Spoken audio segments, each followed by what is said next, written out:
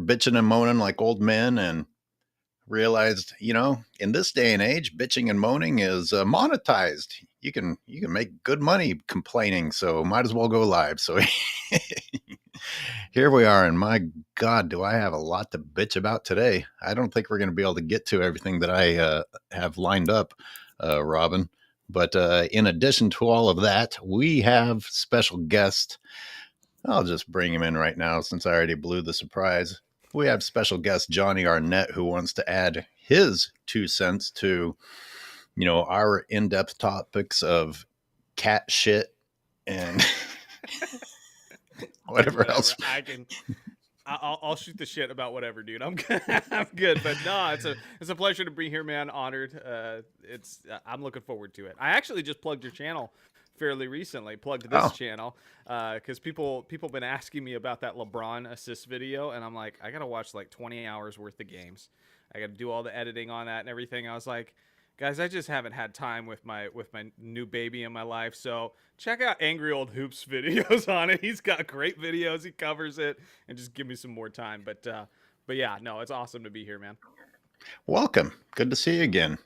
And sports and fitness rants, man. You haven't even spoken yet. It's incredible. Say hello. Yeah, no, absolutely. Like I said, it's great to be back with another Wednesday edition. Like we were saying, we got a special guest, my man Jonny, coming through, man. Once again, you guys know him, no need for introductions. Once again, like I said, it's an honor to have him with us again. And he's been with us before, so it'll be great. You guys know the deal out there, man. Once again, shout out to everybody that comes through and continues to support these live streams. It means a lot. You guys know the deal, man. Let's roll. What do you know? Renee is here. What a surprise. Welcome, Renee. Good to see you. Good to see you, Leo, Jimmy James, Monroe. You're better at this. Give everyone shout outs. We got a fair number of people in the chat already. Yeah, once again, shout out to Leo Zakari, Rake Anthony, Renee 43, like he said, always coming through. Animaniac 69, 89 coming through. Shout out to all you guys, man. Yo, every time we come on here and we do these lives, you guys are here, man. You guys are ready. And you guys know, like we was just telling Jonny in the back, you never know what we're going to talk about, what subjects are going to come up when we do these lives, man. I don't write nothing down when I do these things. You guys know that. That's how we do it, baby. I did write things down. I make that mistake, forgetting that we're going to end up talking about cat litter. Jonny thought we should talk about the Epstein list, but the NBA. Well, you're like, we're getting into the weeds, and I was like, I'll take a guess. Like, they just seem scared to tell me what they've been talking about. I'm like, the Epstein list? I don't know. Well, we got in the weeds. We got this clown to talk about, but I thought we were going to be able to just yell about him for at least an hour. But since and I emailed Sports and Fitness Rants. I was like, we're gonna look at Uncut Hoops' video about this idiot. Nice. And then he went out and did his own video on it. And I was like, well, he'll still have enough energy to talk about it on Wednesday. And then you've done about 5 or 6 more videos about other absurd shit that's come out since then. And I haven't. I was telling Jonny I haven't watched it. I can't stomach the amount of stupidity coming out of the NBA. And I've admitted on here before, I'm like, are we all playing into it by continuing to talk about shit that's already too stupid to be talking about? Well, wait. The whole reason I did the video is because people were begging me to do a video on it. I actually did the video and I shouted out. Like I said, one of the subscribers, one of the people who asked me to do that video was actually a requested video. That's really the reason why I do some of these videos, because people actually want us to do videos on some of these subjects, on some of these players, or whatever the case may be. So that's really the reason why I did or ended up doing the video on Jabari Smith Jr. As a matter of fact, when I was sent the clip of what he actually said, I did not even know who he was. I actually asked the person, I'm like, who is this guy? I was like, I don't know who he is.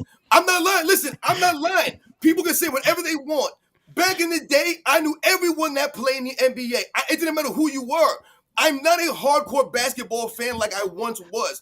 And I've said that many, many times. I haven't been there probably since like 2017, since around that time. So some of these guys, I don't know who they are. So his comments, I was like, who is this dude? So that was the reason why I did the video.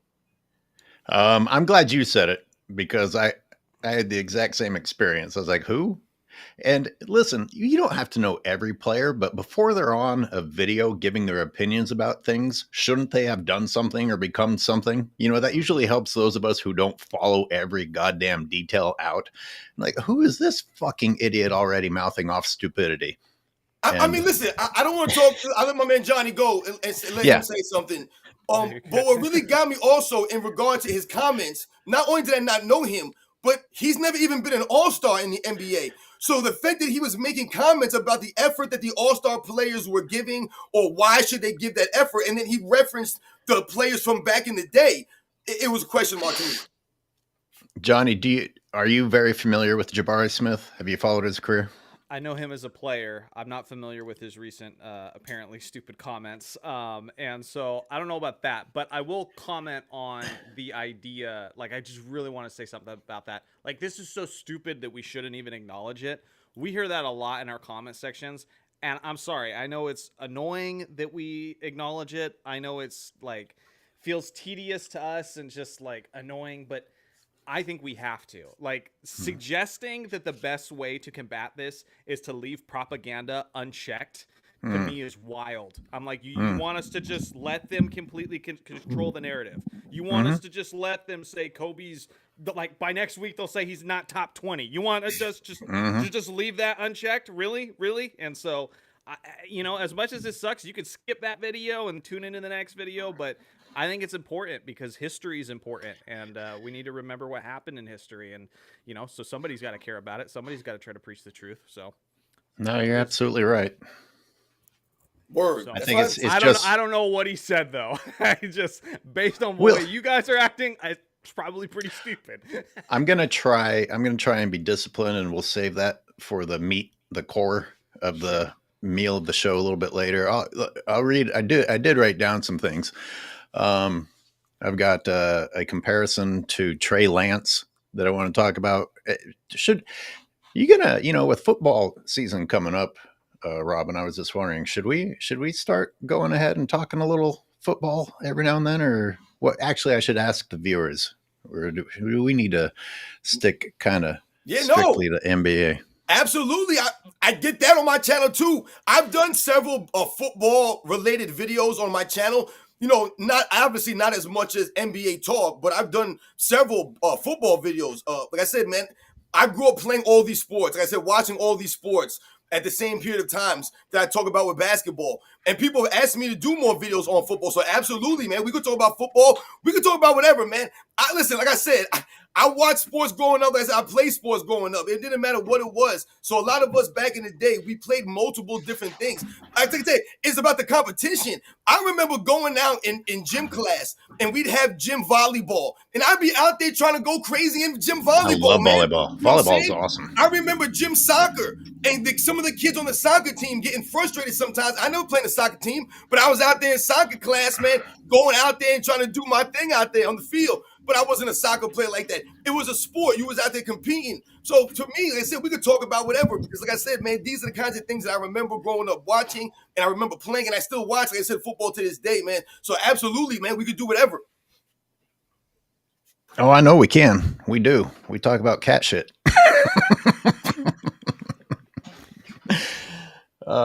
So let me go through Angry Old Pigskin is the name suggestion in the chat. That's a good one. Angry Old Pigskin. Oh, that's fire. Yeah. I like that. So I've got another just one play segment to do, looking at LeBron. I've got who's the best running back of all time? Barkley? I got Jim Brown. I saw a clip of Charles Barkley dunking on a young Ben Wallace that I thought was worth looking at, just because things have changed. You know, here's the thing about Barkley. I don't know how to describe this. Let me fix my camera.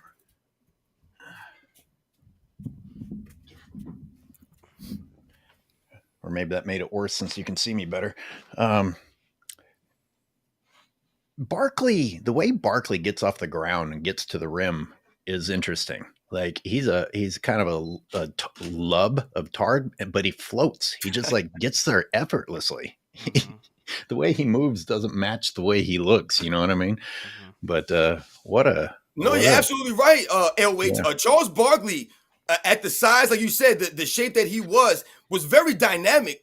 I mean, even on both sides of the ball, Charles Barkley, when he first came in the league, that late 80s, early 90s Charles Barkley, man, that dude was sensational. Charles Barkley was one of my favorite players growing up. The problem, I think, with Charles Barkley, not the problem with Charles Barkley, but I think ultimately what really led him to not be maybe in those top 10 conversations of all time is obviously the lack of championships that hurt his overall career, but just the lack of overall work ethic.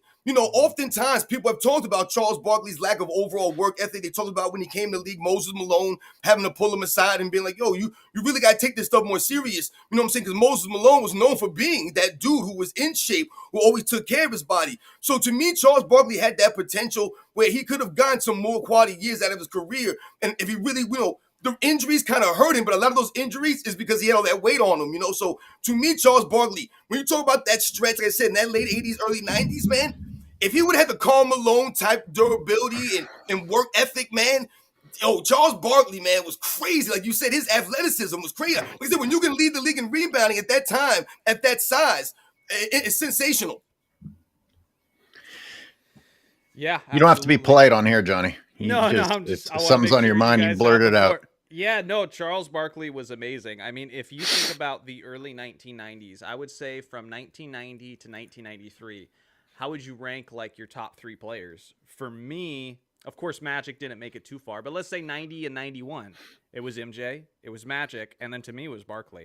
Barkley was right there. And then a lot of people just forget the fact that he was arguably, if they had the MVP award of the Olympic Games back then, he was the MVP of the Dream Team. He was the leading scorer by far. He was efficient from the field and from 3-point range. That dude was awesome. But my favorite thing about Barkley, and the thing that people forget, is I understand the whole criticism of ring culture is stupid. There's a reason why we celebrate guys who won championships, because it's all about winning. Winning's important. With that being said, if there's one guy who can make excuses and who is a championship level player who didn't win a championship, to me, it's Charles Barkley. Because he didn't. Somebody said. Go ahead. Somebody said to turn your volume up if you can. Which I don't know if I can. I tried here. Can you adjust my volume on that side? I don't know if I can. I hear you pretty good, man. Yeah, I can hear you. Cooking, Johnny.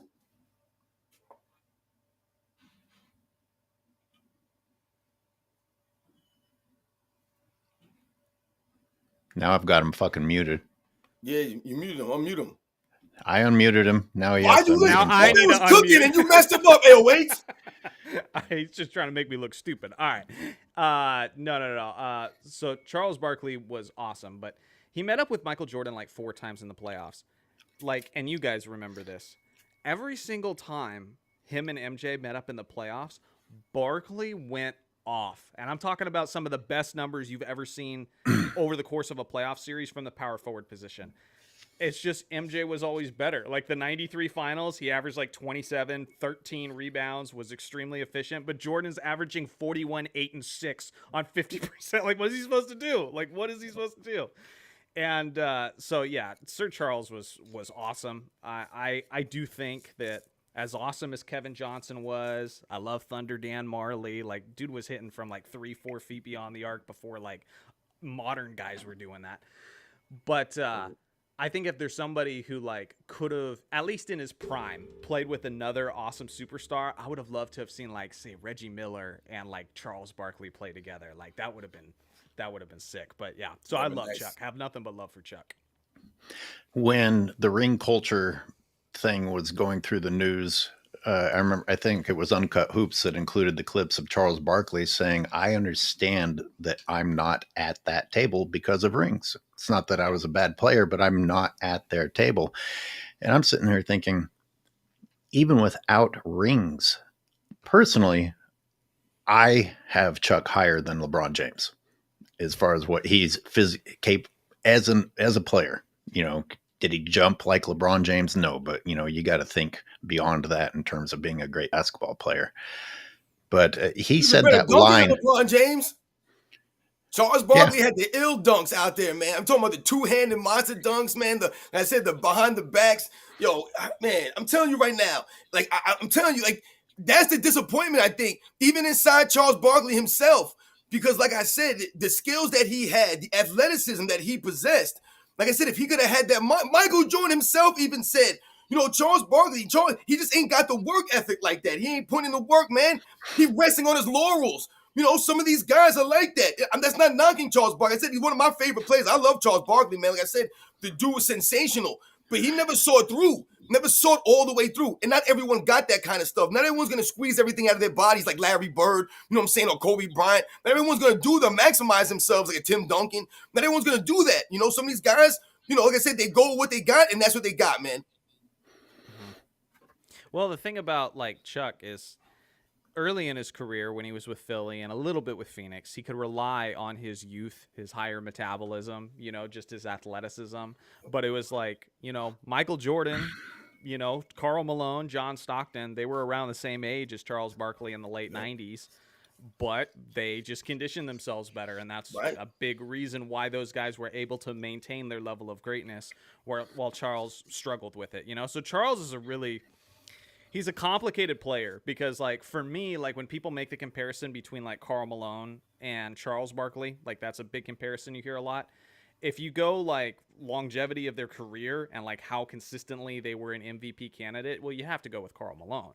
But at their best, I'm taking Charles Barkley in a heartbeat. I just think I'm going Barkley, Johnny. At his peak, it's Barkley for me because that guy was just different early in his career. Yeah, word, John. I'm taking Barkley all time. I'm got Barkley over Malone, man. You know what I'm saying? Like I said, I understand that. Like I said, Malone and what he was able to do all those years, and his just constant. But to me, Charles Barkley from those years, like I said, man, from like 87 to, like you said, it's like 93, 94, Charles Barkley, man.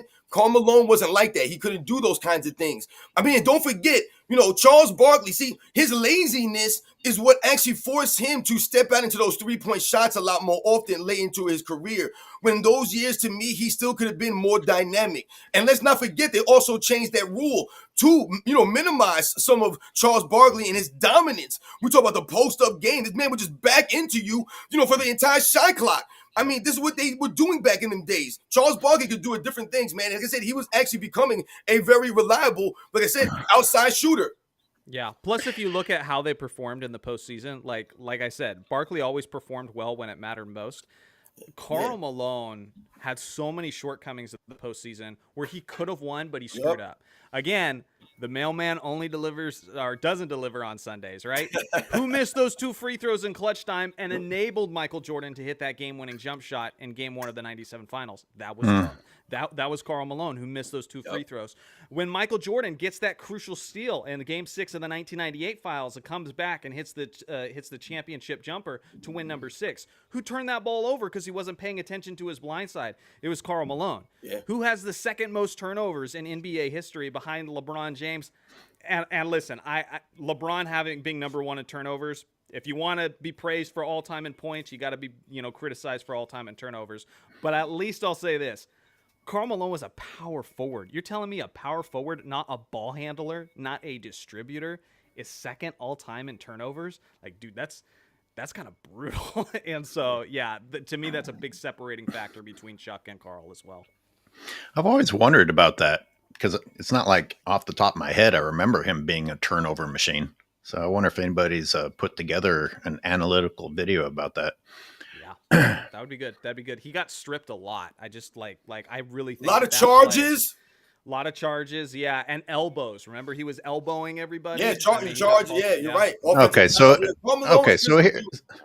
here we go. This is already unfair to compare his turnovers to LeBron's turnovers because basically you're saying he was doing what LeBron is allowed to do and not getting called for. LeBron still has more turnovers.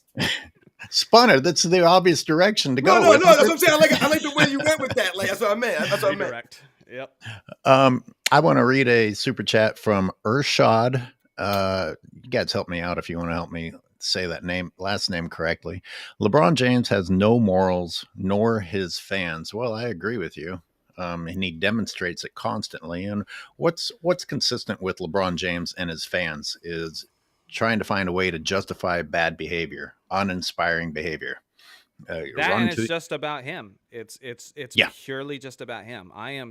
like even more so than LeBron himself, which I am tired of LeBron, and I'm ready for him to leave the Lakers, and I have been for a while now. Jeez. I am way like.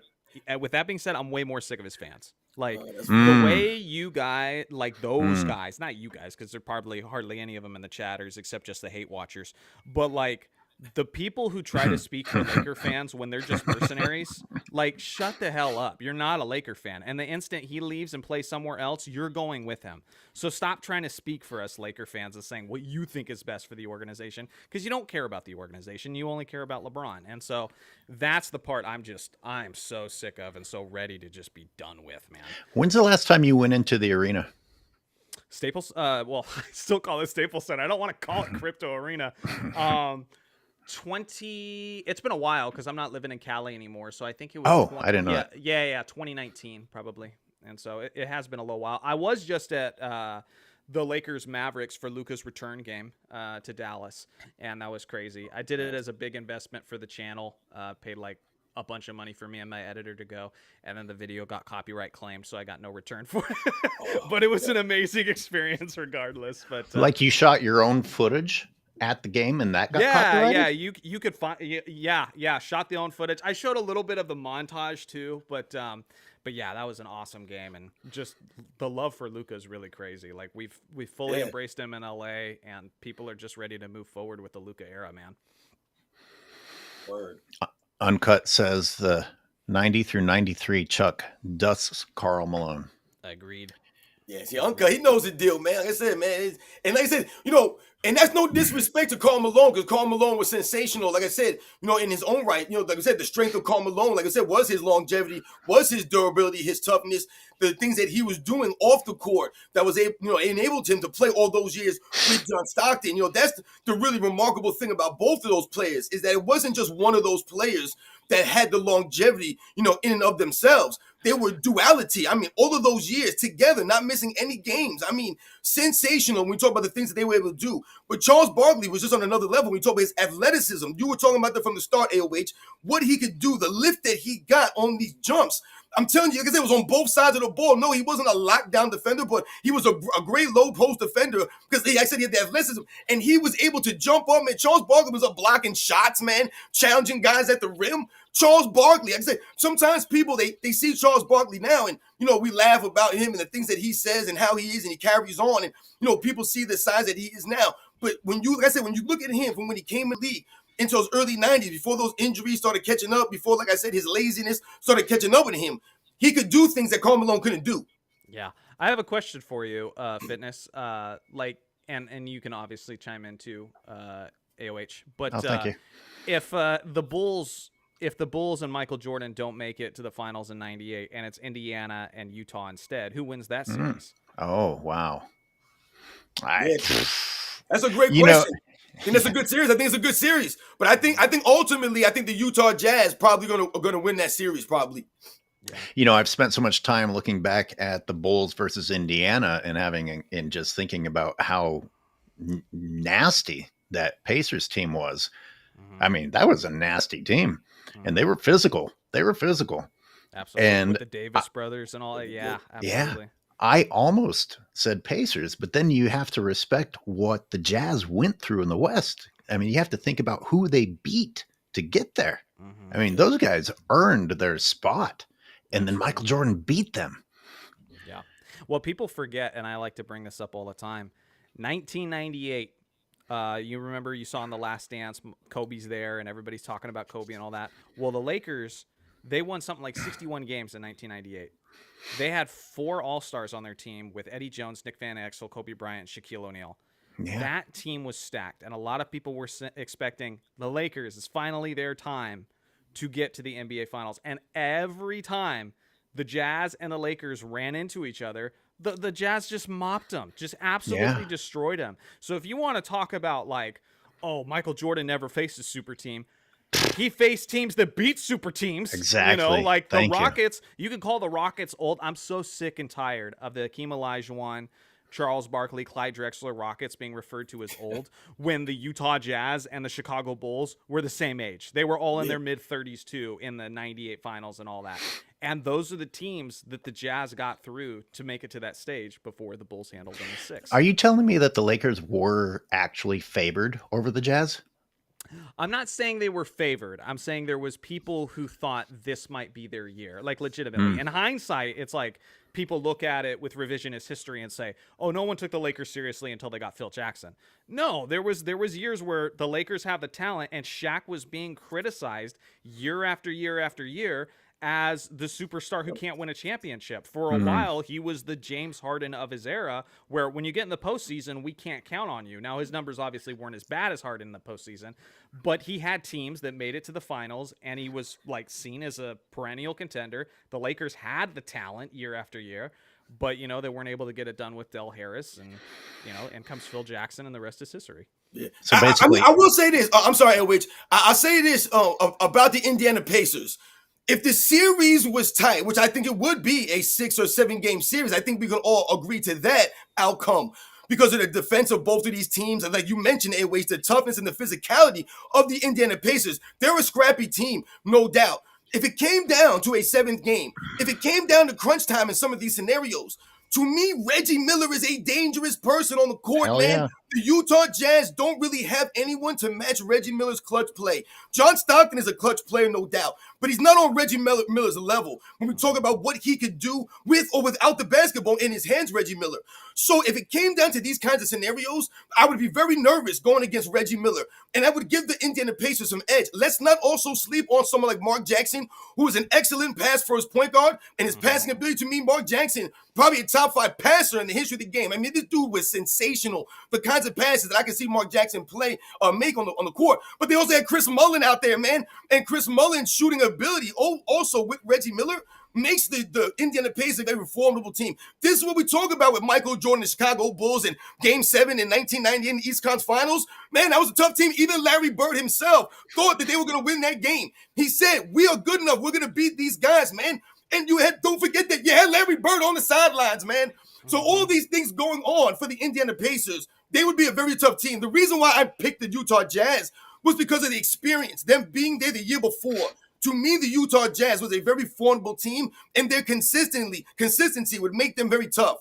Utah's also tough to beat in Utah, and it's worth noting that the Jazz would have had home court advantage in that hypothetical series as well. So that you didn't even mention the 7'4" dunking Dutchman. Yeah, Smits is underrated, man. He's a forgotten guy because, I mean, he wasn't, for a guy his size, if I was his coach, if I was Larry Bird, I would have encouraged him to be meaner on defense. If you're the largest player on the floor, you should be dominating boards and be a little bit more dominant in the paint as a defensive anchor. But as an offensive player, that dude has such a soft touch. His footwork was impeccable. Like, that dude was sound on offense. And I still remember that, not like I remember, but I've seen, obviously, the games in hindsight on the VHS tapes and stuff. But, like, that series with the Orlando Magic where he does the up and under fakes and then hits the game, like one of the greatest games of all time with the Orlando Magic and Indiana Pacers, where Penny Hardaway and the Smiths, and they're just going back and forth hitting shots to end the game. Great basketball. Michelle Marie in Australia says, "I got my AOH hoodie finally. Thanks." Yeah. Well, no, thank you. That's what's up. Wow. I almost forgot about that hoodie. I got to get that thing back out. And shout out to Stefan, who made the AOH graphic. I just got a updated graphic from him because I'm gonna add some more products to the store today. But I appreciate the super chat, and I appreciate you buying that product. And I'm going through the supers trying to catch up here. I only mentioned Charles Barkley in passing, dunking on Ben Wallace, and we've used up 30 minutes, which is fine. But I'm just saying we've got a lot to get about to today. All kinds of stuff. This is what I'm saying. When you listen, they know the deal in the chat. Look at the chat. They know the deal, man. That's why they're here. We out here talking about basketball. Uncut. We didn't mention Jalen Rose. Uncut, which is thinks that Jalen Rose would have been. He was probably.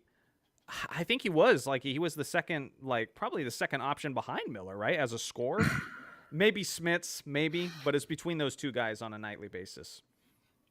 McZuggins, I don't know what you and Tariq are talking about, but this caught my eye because I've challenged people in a video before who say the rules were changed.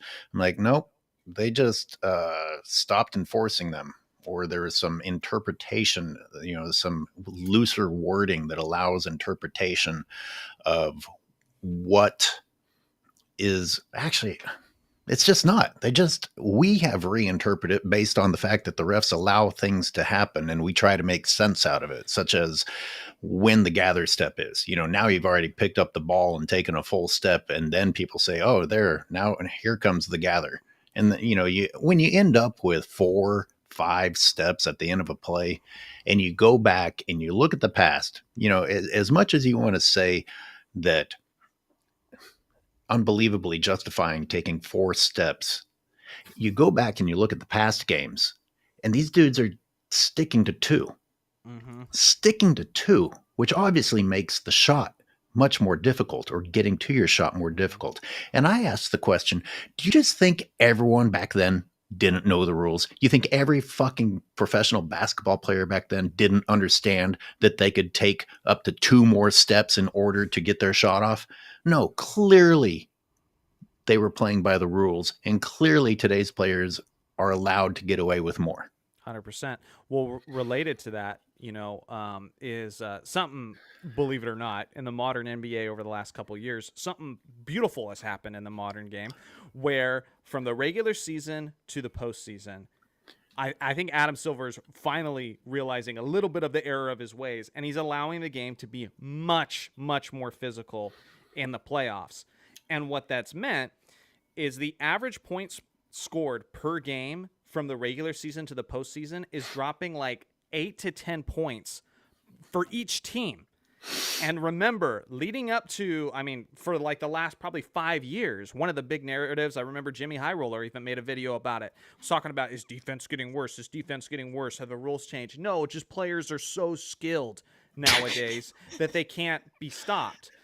And what's happening right now in these last couple years in the NBA playoffs, when you actually let them play defense, when you actually let them touch each other, when you actually let them be physical, the scores are plummeting. You're not seeing 50-point games, 60-point games, 70-point games like several times a week, And so, yeah, exactly. It has a lot to do with just what they've enabled, because nobody believes, at least for a while, nobody believes more than Adam Silver that what everybody wants is just more offense. That's the most simplistic, casual take I've ever heard. That's like, why is the 1998 NBA Finals the most viewed finals in NBA history by far, regardless of the fact that games were regularly finishing in the high 80s? Right. Like, the Bulls were averaging about 88 points per game in the 98 Finals. The Jazz were like 85, and everybody was watching. Yeah, it's not just about getting buckets, obviously. Yeah, Thank you for saying that, Johnny, Johnny. you made a great point when you brought that stuff up, because with the physicality in relation to the past season, because I made a video talking about how Jaylen Brown was complaining about the physicality, in the playoffs.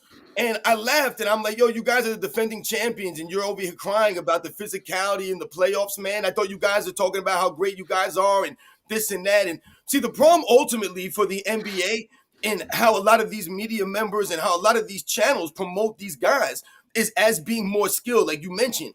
But if we're talking about the standard of officiating, AOH, you're talking about the standard of officiating when these guys are allowed to take multiple steps. Listen, we all play basketball. AOH, Johnny, we talk about this stuff on the show. This is how we related. If you're playing basketball out in the streets right now, and guys are doing this on the basketball court while you're playing right now, you go outside and you play a game, and you see a guy take 3-4 steps, someone's going to say something. More often than not, you're going to have a scenario here. Often when we talk about how these guys are lollygagging on the basketball court, if you're lollygagging out playing street ball and you're playing with guys, people are going to start looking at it like, yo, man, you're not guarding anybody. You're not doing anything. You're not hustling on the court. These are the kinds of things that we're alluding to. We're talking about being a competitor and the perspective that we're trying to give you. So when these people are talking about all this stuff, it doesn't add up, man. Like I said, how these guys are going about their business when they're talking about they're more skilled when the standard's been lowered. It's gotten so bad that I actually considered trying to retrain myself to travel. You've got muscle memory, you've got the training, and I can't get myself to travel. Yeah. Like it just feels unnatural. But these other guys are out there and they like dribble, and then they stop, they palm the ball, and you close out on them. And then they just start dribbling again and act like they made a great move. I'm like, that's a 5-year-old level of cheating. Mm-hmm. And like everyone else out there just lets it happen. I'm like, okay, I either start doing this stupid shit too and say that I'm more skilled than everybody because I'm cheating, or I just start the old man league where people still play by the rules.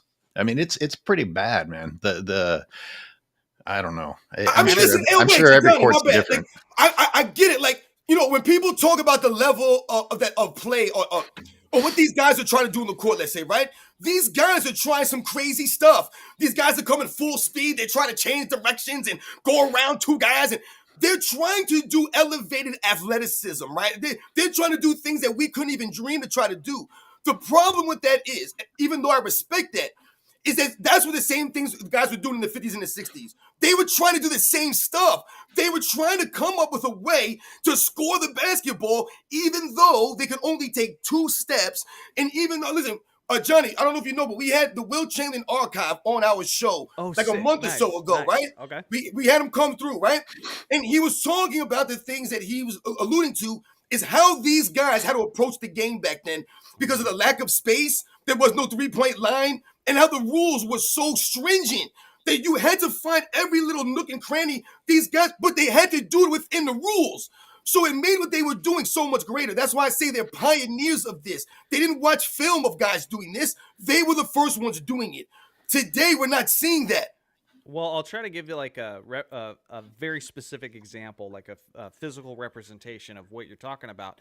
Is like Michael Jordan and Kobe. They were so good about getting in the post, getting the ball, and they'd make you think they're either going this way or they'd go this way.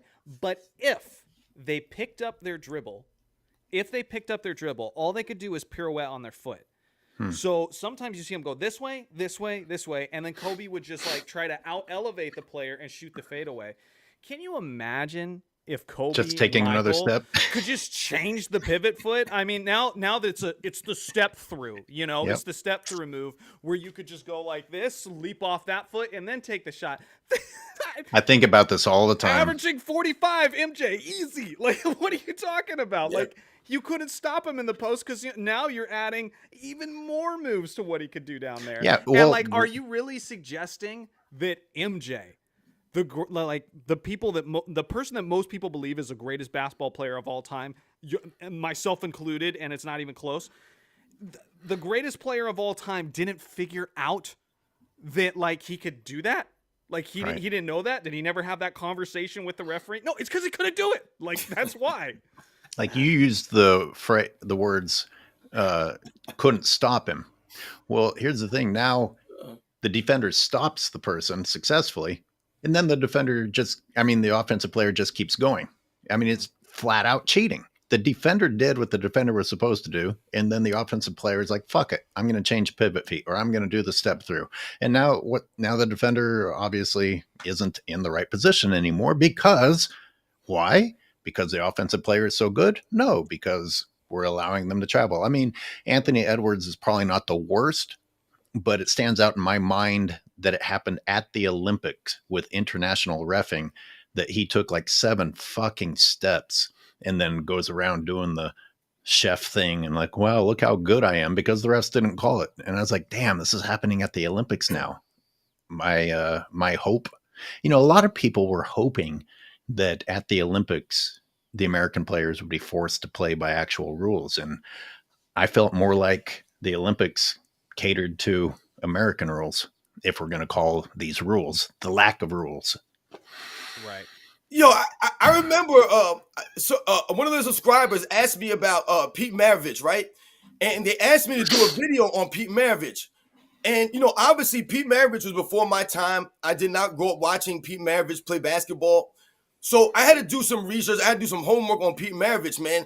Once again, like I said, shout out to people out there that request, some of these videos, that forced me to look into some of these things. So, like I said, when I look into someone like Pete Maravich, when we talk about the level of skills, just ball handling ability that this dude had. And when you look at the way that he was, dribbling the basketball, handling the ball, his stuff is authentic, man. It's legit.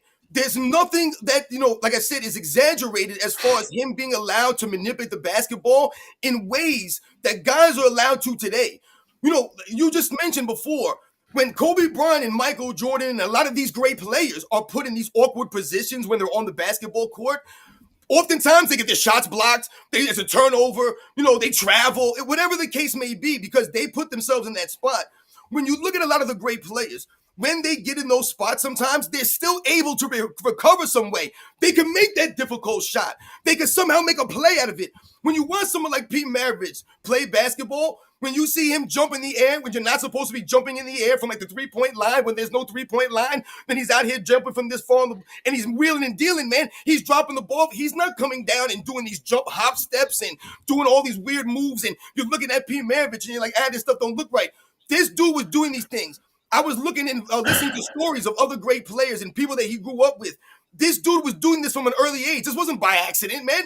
This dude, Pete Maravich, was doing this from when he was a little kid. They told stories about this dude being in the movie theater, dribbling a basketball, dribbling the ball over people's heads, dribbling the ball off the headrests of the movie theaters. They said that he would be able to dribble the basketball while driving in a car in the back seat, man. Like, these are the kinds of things. I remember Allen Iverson and the level of ball handling ability of Allen Iverson. And we all relate Allen Iverson to getting away with a little bit of exaggerated carry. That's kind of the time when they started to allow these guys to do this, because that was Allen Iverson's signature move. But there's a video, you could probably find it today, I don't know if you can or not, that you'll see Allen Iverson, who, don't forget, is an incredible athlete in and of his own right, dribbling a football. And dribbling a football as if it was indeed a basketball. Now, once again, anyone who's tried to dribble a football in your life, I've tried to do it many times in my life, many times. You might be able to get 1 or 2 dribbles, man. Maybe. But this dude was dribbling it, and between his legs, these guys have skills. And I'm telling you. That's crazy. And I want to say this, just to piggyback off of that. I think people could hear the complaints about how they've loosened up with the footwork and being allowed to travel and that sort of thing, and they could easily write it off as old man yelling at the sky. Things were just better in my day, sort of thing. That's not accurate, and here's why. The real problem with it is when you loosen up the rules and you get rid of some of that confinement, it ruins the beauty of the game. Why do those lessons with Akeem Olajuwon matter, where people are trying to learn from the great ones and learn his super polished footwork, if you could just do whatever you want, if you could just take extra steps and gather steps and you can change your pivot foot, that renders his skills useless. And and there's even players today, like, say what you want about SGA and his foul baiting and flopping and stuff. I don't like that part of his game. But he does actually have nice elements to his game. Like, his footwork is really, really solid. But again, if you loosen it up to a certain extent, all that stuff doesn't matter anymore. And that ruins the beauty of the game. You need that structure in order for these guys to, just make the most of it and have it the polished game that it is. Just to mix things up, I'm going to put the Just One Play segment up on the screen.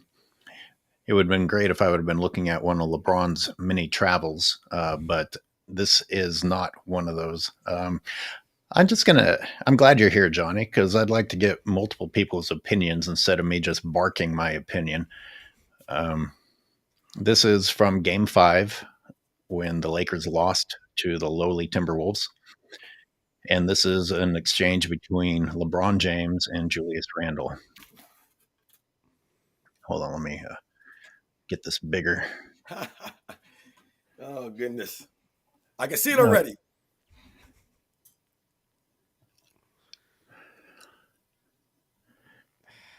So I guess...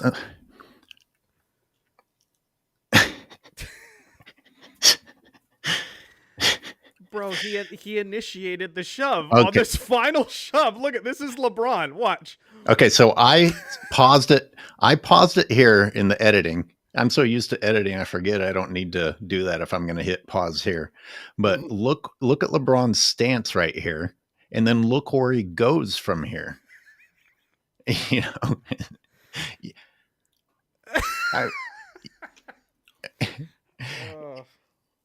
And it's very convenient that he happens to have his forearm and elbow in the position that's going to protect him and shove the other guy during the impact.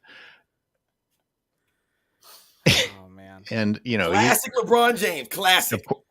And how about just the fact that Mr. Football Player, after delivering the blow, is the one that crumples like a piece of paper?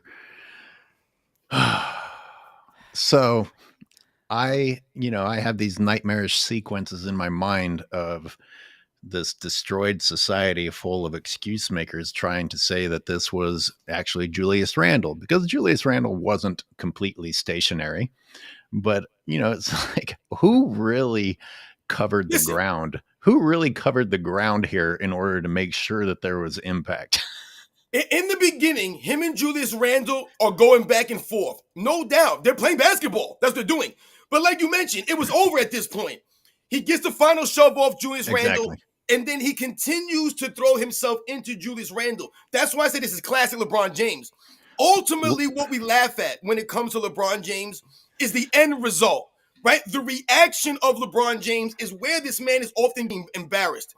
You continue to lay on the basketball court. You're on your hands and knees. You're looking like a soft girl. When you talk about how tough you are, when you talk about your durability, when you talk about, oh, yeah, I like playing football, like you mentioned, AOH, he claims that he's a football player deep down inside and all this stuff. That's not the reaction of a football player. That's not the reaction of a grown-ass man. So that's why I always question LeBron James' heart, man, his grit. Again, I'm just showing LeBron's hand. I'm just showing LeBron's hand wrapped around Randle there at the beginning before the rest of the fouling takes place. Sorry, go ahead, Johnny. Again, getting back to the beauty of the game, working on your game, that sort of thing. Like this is manipulation. Well, yes, that, and it's not beautiful basketball. Like, again, take MJ as an example, and there's tons of other people you could use an example. But after getting the Jordan rules and getting beat up over and over again, Michael Jordan went to the gym and got stronger so he could learn to finish through the contact, so he could learn to fight through screens, so he could learn to handle double teams. I mean, he could have just learned to flop better and entice more whistles and get to the free throw line and score more points that way. He could have done that. That certainly makes for less entertaining basketball. Like, Jeez. That wouldn't have been very, very nice to watch. Would have been an eyesore. So, yeah, this is stuff that genuinely just ruins the entertainment value. Thank you. He'll do this one play, and then the next play he'll be flexing on somebody. Yeah, that's just come on, that's lame, man. Hey, I noticed that, and I have no idea what the correct pronunciation is. I noticed that on your channel, when you get a super from Eyal Sabag, that you say it very differently. Do either of us know the correct? Did you actually learn the correct pronunciation? Because I'll just go with what you say. But go ahead and read our latest super. Listen, I always read them off, and I always apologize if I say people's names incorrectly. That's how I go about it. You know what I'm saying? We can't always get it correct. Once again, that doesn't mean that I'm not appreciative just because I get your name wrong. So don't forget that.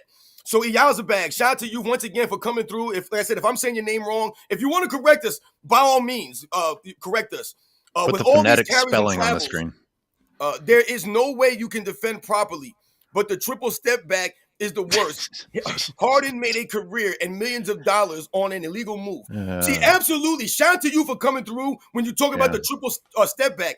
And if you combine that with the flopping, the level of flopping that James Harden was doing, remember, we just talked about, you just showed AOH, LeBron James hooking around Julius Randle. We talk about these kinds of things in basketball, right? Don't forget, remember, James Harden was known. He was notorious for grabbing around guys' arms and then throwing himself back as if he was being grabbed and fouled. We had to witness that for like 3 seasons in a row. They would let this man do like the triple step backs. I mean, it was insane what this man was able to. He won an MVP doing this. That was how embarrassing the league was. I did not enjoy watching James Harden score the basketball. Are you kidding me? And yet fools like Daryl Morey coming out here telling us that he's the greatest great scorer of all time, great scorer than Michael Jordan. Why? Because Michael Jordan was allowed to do 4 or 5 step dunks? What are we doing here, man? If Michael Jordan was allowed to take the basketball from the top of the three-point line and just literally just drive right to the rim with no dribbles, we're talking about a completely different game for a lot of these guys. What are we saying here, man? You're talking about some of these guys that were able to have a low post game. Let's give Kevin McHale an extra 3 steps down on the post, man. Then what is he going to be able to get to is chop suey down there. You know what's interesting about this is it's not anywhere near the worst play I could have chosen. I was just like, No. let's go with this random one because I wanted to see if LeBron defenders are going to say this is on Randall, and I did have somebody in the chat just now say that this is a double flop because Randall flopped too.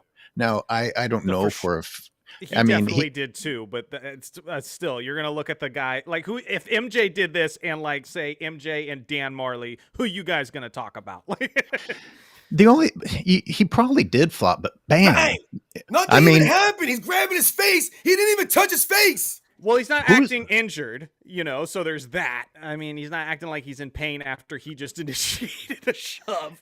See, when one guy is going into kind of a passive mode and the other guy launches himself into the other guy, Look at LeBron. He's looking right at him. He's looking right at him. it wouldn't actually surprise me if you get knocked back a couple of feet. Now, could he have stayed on his feet? Probably. But, the refs don't reward you for being tough anymore. And LeBron takes it a step further by crumpling like a piece of paper No, Randall and being fell more down, dramatic. but he got right back up. But here's Right. the funny part that nobody's talking about. If you can get it back to where we can see the whole court with the teammates and everything, if this is your superstar player, your franchise player, why do no teammates give a damn that he's quote injured? Like nobody, Because it's five times a game, Johnny. Exactly. Nobody comes over and believes this because I mean, the funny thing is, if LeBron had Kobe's injury history, I think they'd come over a lot more because that's the funny thing about LeBron. He pretends he's hurt so often, but he's almost never hurt. He's certainly got the durability. The dude never gets hurt. So even when he does this, people are like, yeah, you're fine, LeBron. You can just get up. Like, you're good. Yup. Yeah. Well, I agree with what you said, except that I'm actually very frustrated by how often they still do. Some of them, especially if Morris, if like his hired bitches that are on the team to be his bitches were there, Morris would be there in a heartbeat, standing over him and like calling in the ambulances and shit. Listen, I think ever since, LeBron James and his peekaboo incident, I mean, the cat's out the bag. Cat's out the bag, man. Everyone knows now. No one's impressed anymore. LeBron James, this is what I'm talking about. This is how he holds up games. This is the level of embarrassment. This is what I'm like, dude, you're 22 years in, and you're still, like, this is what you're doing on the court? And then, like I said, then the next play, he'll come down and flex on people. Come on, man. That's lame. That's so crazy. The Real Siberius gives a super chat. And you know what, Real Siberius, I was actually going to give you a shout out today. It's a topic for us to possibly discuss, but let me read your super first. Actually, let's have our guest. Are you able to see that, Johnny? Yeah. So Real Siberius for $5 says, this is what it's like when two inflatable arm flailing tube men collide. Jesus. Wow. Can't respect either one, but LeBron initiated the contact. Yeah, exactly. He went into it like he knew. He tensed up, went into it with his big ass strong arms, 250 pounds, and then come on, man. Shout out to Real Siberius. Yeah, shout out to Real Siberius. So I was thinking the other day, you guys, I don't know if you guys have, nieces or nephews or anyone that you don't see for a very long time. And then you come back and you see them, and to you, they've changed dramatically. Right. Now, to the parents that stay with them every day, you might not have noticed the change. Or let's say that you planted something, let's say you do gardening and you left for a month and came back. You're like, God damn, that plant got huge.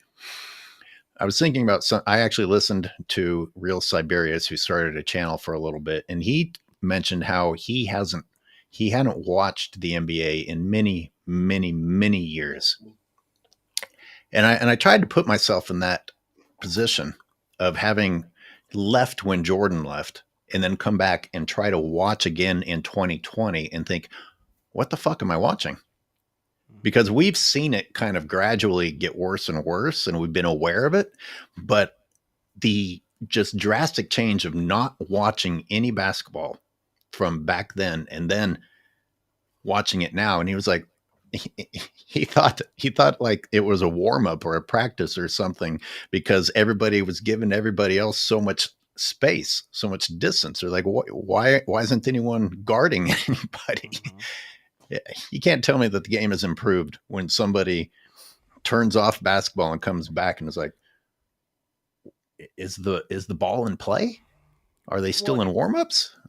Anybody who's played basketball knows that, knows what it's like to play pickup ball. And if you're playing someone across from you and he's got a deadly jump shot, you're going to play up on him because you don't want him to shoot. Now, if he's a guy who doesn't have a great jump shot, but he's way faster than you, okay, now you got to play back because you got to give him space so that you have time to shift with your lateral movement. But the thing is, imagine that guy with the speed now can also hit a jump shot, but on top of that, he can Euro step this way. He can Euro step twice. He can spin. He can pick up the dribble and he can palm it. And he can you don't have a choice now but to play back, because if he chooses to attack you, he's got an infinite amount of ways to do it. And they're not going to blow the whistle as often as they once did. So it's like, it really straps the defender and doesn't allow them to do as much as they could have done in the past. It's not just about hand checking. It's the offensive tools that the, scorer now has at his disposal. It's so true. It doesn't really pay to play closeout defense when you, like we were talking about earlier, play tight enough defense that the offensive player kind of picks up the ball. You stop their dribble. You did your job. And then the offensive player just starts dribbling again. So you're fucked. You closed out on him and then he cheated. And the rest don't blow the whistle. So, but that's a little bit what's been happening in these playoffs the last couple of years. They're letting him get on him. They're acting like Alex Caruso is a criminal out here. Like the way they're criticizing him for the defense he's playing. It's like, now you guys see how it is, and everybody's scoring less. That's how it works. Well, you talked about the level of physicality, right? That's the reason why. It's physicality. That's the problem. These guys can say whatever they want. These guys are allowed to do that. These guys have these kind of skills. Like I said, to me, these guys are not as skilled. They're allowed to get away with more. They're not as fundamentally sound. These guys think they are. Everyone thinks they're a shooter now. So what you were just saying, Johnny, these guys can shoot. They can do this now. No, they think they can do that, Johnny. They can't do that stuff, man. They think they can. They can't. We mentioned this before. The shooting that these guys are able to do, they're able to take advantage of this stuff. Not only the rules and things that they're allowed to get away with, but they're allowed to do these things in excess. So, for example, like we mentioned, back in the day, guys had to knock their shots down while only taking 3 threes. You're getting 3 threes a game, man. You got to knock them joints down. So if you're shooting 38, 39, 40% from three-point range and you're only allowed to take 3 damn threes a game, in some instances, you might only get 1 3. You might only get 2. You got to knock them shots down, man. You're knocking them down. So, what we're talking about these guys today, these guys are shooting 10 threes, 7 threes, 8 threes, 13 threes, freaking 20 threes. Whatever are they doing, man? They shoot only damn threes. So you shooting 38%, 42% is not impressive. You're still missing way more than you're making. These guys weren't allowed to miss that much. They were more fundamentally sound. If we put these guys in a game, regardless of anything, the edge is going to go to the other players, man, because of the fundamentals. They're going to be boxing out better. They're going to be giving effort. All this thing comes down to the physicality and the lack of effort, the consistency of this. No one's saying that these guys are not hustling, that guys aren't trying to play defense. And like you mentioned, really, what could you do in some of these scenarios? But the consistent lack of overall effort from a lot of these players, mostly the great players, the main guys, it's just not there on a day-to-day basis, man, a game-to-game basis. We talk about the load managing problem in the NBA.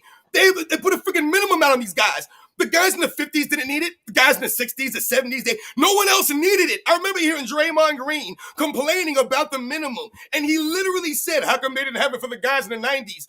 What do you mean, you freaking idiot? They didn't have it because they didn't need it. It wasn't required. The guys actually tried to show up.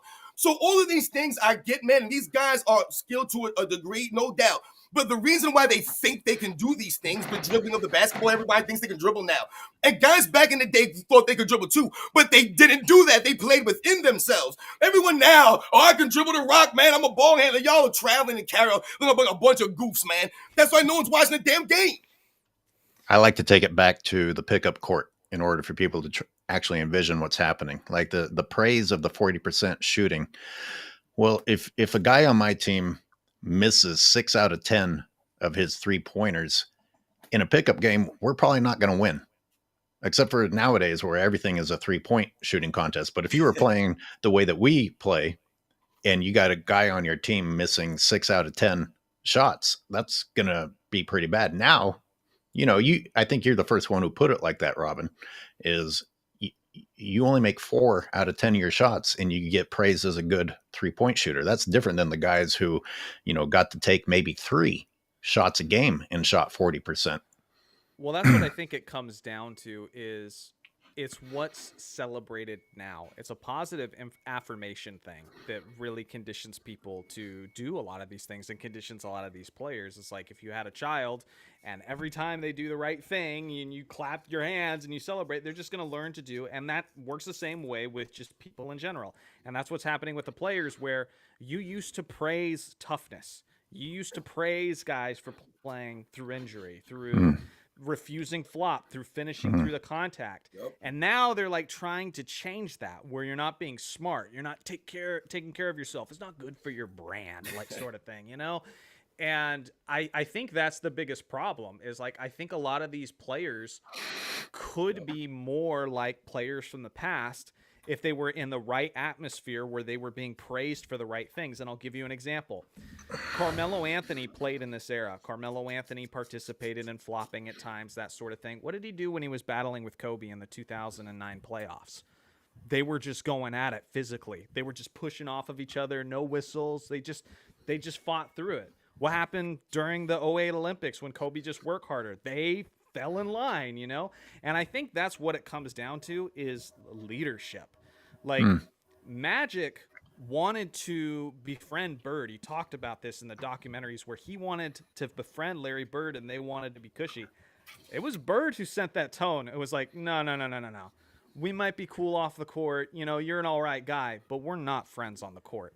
That was the leadership that set that tone. And so I just think that makes the difference. It's what you celebrate and it's who's setting the example. And right now there's a lot of lack of examples. When we talk about leadership, we can get into that area of worrying about society because you hear LeBron fans say things such as praising, like going so far as to, they'll switch from pretending that the flopping isn't there to when they're backed into a corner say, oh, well, flopping is smart because, that's winning basketball. That's, it's a smart move because you got the ball. No, it's manipulation. And now when the people on TV allow it to happen, and don't call it out, and you have these people at home who are ready to buy into an excuse, you don't have the leadership to set them back on track. Whereas back in the day, guys didn't fall down. You weren't supposed to fall down. You get hit hard as hell, but you tried to stay on your feet because that's how you sent the message to the other man on the floor that you were having physical contact with. Now we have the biggest roid monster on the court falling down at anything, and instead of him being persecuted for it, he gets away with it, and his followers now either say that every single time he falls down, he magically suffered the worst blow that anyone's ever seen 5 to 6 fucking times per game, or it's a smart play. I mean, there's always a way out in order to justify not behaving like a man. I just have to piggyback off of it because we're an hour in now. And we talked about these players, and that's fine. I'm fine with the players receiving criticism, but how can we not mention Adam Silver? Because that's the most frustrating thing about Adam Silver. It'd be one thing if he just ignored these issues entirely, but what he does over and over again is tell you it's important, tell you it's a point of emphasis. They put in new rules right after he became the commissioner in 2014. They put in new rules, and we're saying we are going to crack down on flopping. We are now 11 years later, and it's worse than when he started. Okay? And it's the same thing with the All-Star game. He went on all those different doing interviews. He went on CNN. He went on ESPN. He went on all these places doing these interviews saying, we're now going to start playing real defense. You can expect it. We've talked to the guys. We've encouraged the guys. What happened right after that? The highest scoring All-Star game in NBA history. It was a spit in the face of the fans. It just treats us like we're stupid and then just moves on, focuses on other things, acting like we're not going to remember that. So I'm fine with the players receiving criticism, but anytime there's an issue within an organization, you've got to start at the top. And people talk about LeBron, they're ready for him to leave the Lakers. That's how I feel about Adam Silver. The day he's gone from the NBA and somebody else steps in, I'll be happy. Well, but you're see, right. hold on, Airways, because this is the problem though. This is the thing. Everyone keeps telling us that this is the player entitlement, the player empowerment era. See, this is the problem. You can't promote it one way, right? They're promoting this on behalf of a lot of these great players. They'll say, "Oh, look what they've done for the game," right? And they'll say they gave these guys the player empowerment. They've empowered these guys to make these moves, join these teams, request these crazy contracts. So listen, if the power is up to them, I say it all the time. There's no game without the players, man. There's no game without these freaking guys. What are you coming to watch? They're not coming to watch anything. So they know that, all right? We understand this, but there's no NBA without the fans, man. So when we talk about the popularity or lack of the game, man, once again, it falls on the players. Adam Silver, I give it you, Johnny, no doubt, man. The dude's a clown. He's not really an NBA guy to me.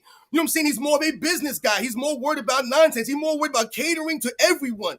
You can't cater to everybody. You have to make the NBA what it was. And what you'll do is you'll attract people to the league. You don't have to worry about trying to bend this to that. You mentioned the All-Star game. Listen, man, the All-Star game comes down to what we just mentioned. You think that, and we can link the slam dunk contest into this. We talked about the brand of some of these guys. The slam dunk contest was literally destroyed because of brand. Everybody's worried about their brands. Oh, I'm not coming to slam dunk contest, man. Everyone afraid to put themselves on Front Street. Nobody wants to come out there and show their skills, show their creativity. So once again, everyone fell in line, and guys decided not to do the slam dunk contest because they didn't need to do it for their brand. Let me not do that and goof it up, not win it, and then all of a sudden that hurts my brand, man. These guys are cowards. So the slam dunk contest has become null and void now. All right, we have a guy who's not even in the NBA winning slam dunk contest. No disrespect to him, man. Dude's not even in the league. That's absolutely insane to me. Anyway, you think about the All-Star game. These dudes are an absolute joke. You talk about the back in the day guys. I hate to even freaking say this stuff. Back in the day guys. They were competitive, man. And we talk about the officiating standard. They called shot clock violations against these guys, traveling violations. These guys fouled out in these games. Last All-Star game, I think it was 3 fouls? 3 fouls. The one All-Star game that I watched from beginning to end, I think there were 2 fouls in the entire game. 2 freaking fouls in the whole game? What the hell is going on, man? That's not Adam Silver, that these goofballs not giving a damn. I'll say, I mean, because Johnny's right, Adam Silver is at fault, but where it gets tricky is when you have the people that are looking for excuses, because I see them try to let LeBron off the hook all the time by saying it's Adam Silver's fault. And at the end of the day, I'm just saying, no, bring I them know. all up. Bring them all up. I know, and this is actually going to tie in nicely to the Uncut video with that dipshit that was mouthing off, because he was basically looking for excuses of other people to blame for his own behavior. Mm-hmm. If LeBron James is the face of the league and this tough guy and all that, and he's done so much for the game, then it shouldn't matter if Adam Silver is allowing you to get away with cheating. Sure. Set the tone. Be the man. Be the one who shows us how to play correctly. Don't look for someone else to explain away your bad behavior, which is basically what the footage that we're going to look at today is. I mean, it's just nauseating. Call the travels and the carries, damn it. I got to read some supers because we're probably getting behind real quick. And I do want to say thank you, Joachim, for saying this is much better than ESPN. And I'll also say at this point, that's not even that much of a compliment, but I'll take it. That's a sad reality. David Knowles says LeBron has 3.5 rings. See, I would argue he has less. Some believe he has 3 rings. If OKC do repeat, then SJ will be one behind the GOAT with antlers with about 2,700 seasons left. 2,700 seasons left. That's great. Yo, shout out to David Knowles. Great comment. Austin Casey says, this has been a great stream. Well, thank you. Shout out to you guys coming through. Scroll through a couple more here. We may just have to skip the other topics I was going to talk about and get to sorry, what's this no name? What's this fucking no name's name that we're going to talk about today? No names. No, what's his, honestly, who are we talking about? The old man here already forgot his name. Jabari who is Smith? it, Johnny? Jabari Yeah, Smith, right? Yeah, that fucking clown. Oh my goodness. Dad playing the NBA. Come on, man. It's still come on, Junior. Rise Above Anything says these guys today are soft and entitled. It's sad. Thank you for the super. Thank you for being here. Yo, shout out to Rise Above Anything. And here is Praise the Dawn. Good to see you here. A regular. Yep. LeBron and his fans should have been left on the wall. On the wall. I'm slow. I don't know which wall that means, but it sounds fitting. Oh, Mr. Lowcow. Haven't seen Mr. Lowcow or Laugh Out Loud Cow in a while. Johnny, do me a favor. Read a super for us. Yeah, I got you. I believe LeBron plays this year, then next to get Bryce into the league. Yeah, probably. Thoughts? I also recommend SpeakPipe for audio messages for fans. God bless. Oh, interesting. That's cool. I didn't know about that. Thoughts. That makes sense. I mean, he said before that he wants to play with both of his sons, and we know what kind of. He's losing his influence. He's losing his sway in the NBA slowly over time. So I don't know if he'll be able to do with Bryce what he did with Bronny, but I think he's going to try. That makes sense. But if he is here for 2 more years, I guarantee you they're not going to all be in Los Angeles. Mark Walter's not down with this. I mean, it's Luka time. I mean, but he opted in with $52.6 million to his final contract. So like, I mean, the Lakers are kind of in an awkward situation because the only thing you could really do is like just buy him out, but you can't use the rest of that money because that's still under cap technically. So do you want LeBron off your team so badly that you just eat $52 million? I mean, that's the situation the Lakers are in right now. That's what I said earlier this summer. I said I'd have a fucking field day if they benched his ass, pay him the money and don't play him. Because at the end of the day, JJ Redick in there though. They still got JJ. It's so true. It's so true. Hey, that's not gonna happen, man. Come on, stop it. Stop. But you know that disgusting antic of his, posing in front of the Clippers facility that a lot of people found really offensive. I saw ESPN praise it. They put up a post and said that LeBron is putting in the work. And they highlighted that he had a Bryce t-shirt on. He has a fucking t-shirt of his son. What a fucking doucher. He's putting in the work to play 70 games this season. Shout out to LeBron James, man. Way to go for you. But basically, they're praising him for for being... Man, play 80% of the game. That's what LeBron James does, man. Put in all that work, but I ain't going to play all the games, man. I'm going to miss them back-to-backs. All of a sudden just disappear. The man just disappeared last season. They didn't know where he was. They're praising him from... Talking about.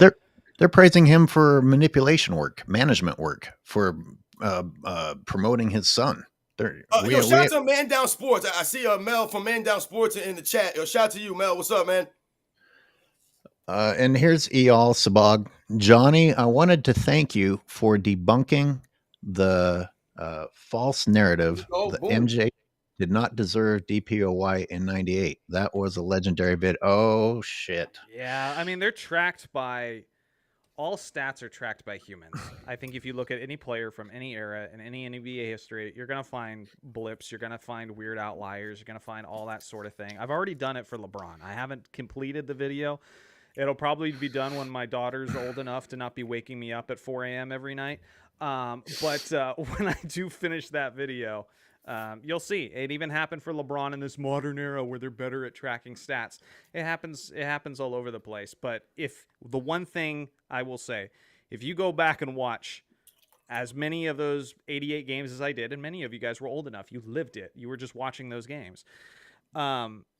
There's no way you're watching that footage, seeing Michael Jordan operating genuinely like Ray Lewis in his prime. That's what it seemed to me, where he was just kind of in the middle of the field, kind of as just a ball hawk free roamer and was operating as a help defender. The amount of blocks, and not just blocks, but contested shots, the amount of shots that MJ altered as a lurker. Like, that dude was the defensive player of the year, man. And just, that's what I hate about those nerd guys like, Tom Habistro, is just like obsessing over things that, the details that shouldn't even matter as much. When you watch the game, it should be obvious who the best defensive player on the court is right now. And if you're not even factoring that into your equation, man, you're looking at the wrong things. I think that was a primary takeaway for me. I did 2 things. I did a quick video showing just how skewed LeBron's stats are in an era where there's no excuse for it. And 2 is, these people that are celebrating that this means Jordan didn't deserve DPOY. Well, you didn't watch, because like what you're arguing is, did he deflect a shot or make a steal? Or, I mean, you're not looking at a LeBron James who is taking the play off and then somehow being credited with a steal anyway. You're looking at Michael Jordan being a defensive menace, and whether or not you put the stat down in the right category or not. You're not looking at somebody who was cheating the game. And I think too many people just ran with, all of his defense was bullshit just because of humans. And how many games and how many months apart were those handful of games Right, that right. guy? I mean, it was like, did you go out and find, is this the worst you could find? Well, that was the thing too, is when I took his example and then when I took my own example of a similar sample size of games, but they were just, a different time and they were all closer together and that sort of thing. My games were actually, much closer to the actual stats. When I tracked the blocks and steals, it was pretty damn similar. But his games just seemed like they were the outliers. Like he found the most egregious examples he could possibly find. And here's the thing. You want to talk about like LeBron's a billionaire and he cares about the narrative. Clutch Sports has influence. They pay off people. I can't even get mad at people for the times where they've got on me. If I said one positive thing about LeBron or something, they're like, Clutch got Johnny, they paid him off. I can't even get annoyed about it because I'm like, that's the world we live in. Like guys get bought off by Clutch. Like that's a thing. The day after, it was either the day before or the day after, I know it was one day off, he put out that Michael Jordan article. He put out a puff piece about Bronny James. Now, do you think maybe those things are connected? Like, come on, man. It's very clear, like, who's invested in that. Yo, I mean, you mentioned, the Michael Jordan stuff on the defense. I mean, it's like you said, like when you look at some of those videos, I watch your video and when I talk about, some of the things that you notice when you watch the video footage, it's the impact, but not only just on the court, it's the mental impact that he had on these players. A lot of times when you listen to players from back in them days, a lot of the big men, they were looking over their shoulders, not the little guys. The little guys out there picking on little, no, the big dudes was looking over their shoulders, worried about Michael Jordan come swooping in behind him. If there was one knock on Michael Jordan early in his career on the defensive end, is that he was over-aggressive. This dude was gambling crazy out there, man. Talk about Michael Jordan, the gambler. That dude was gambling on defense like crazy when he was young out there. He was all over the basketball court. He was creating chaos. You talk about team basketball. He made up for guys' mistakes on the defensive end. He covered up for his teammates on the defensive end. And he, in fact, put pressure on the defense, on the ball. So we talk about what he was able to do. It was regardless of the numbers. It wasn't about the steals and the blocks. It's what he did on the damn basketball court, man. The Bulls had no business being the kind of team that they were, but they were that team because Michael Jordan was doing what he was doing on the offensive end, all meanwhile doing what he was doing on the defensive end. Like I said, creating all kinds of havoc. Got guys like, I often relate it to the field goal percentages, or when they talk about Michael Jordan being a ball hog, they'll say, Michael Jordan shot the ball a lot, blah, blah, blah. But when you look at Michael Jordan, especially early in his career, a lot of these shots came late in the shot clock scenarios. So there's certain times that when Michael Jordan's taking these shots, man, because no one else is willing to take these shots up, he's giving the ball last second on the clock. I'm going to read another super, and just still to come, people. Probably will only do the reaction to Uncut Hoops' video, but that'll be in just a moment. The Real Siberius with another super chat. Thank you very much. Adam Silver is a Gen Z parent. All talk with no follow-up or consequences.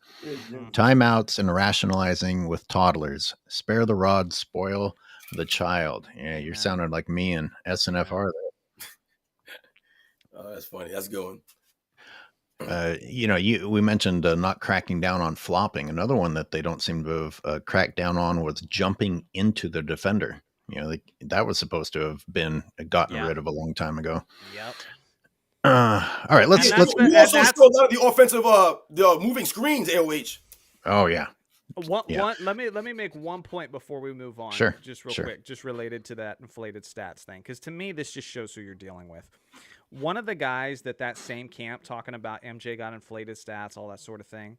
One of the guys that go after all the time is John Stockton, and the narrative that they drop all the time because somebody started it. Somebody just on YouTube said some nonsense and everybody ran with it. is he had home cooked stats. When he was at Utah Jazz games, like their statisticians tracked Stockton's stats and boosted his numbers so much. And the funny thing is, John Stockton has a lead over Chris Paul, who's played like 1 trillion seasons in the NBA. He has a lead over Chris Paul of 3,400 assists. For some perspective, a league-leading season worth of assists is about 900. So how many more years would Chris Paul have to play until he's nearly 50 just to catch John Stockton?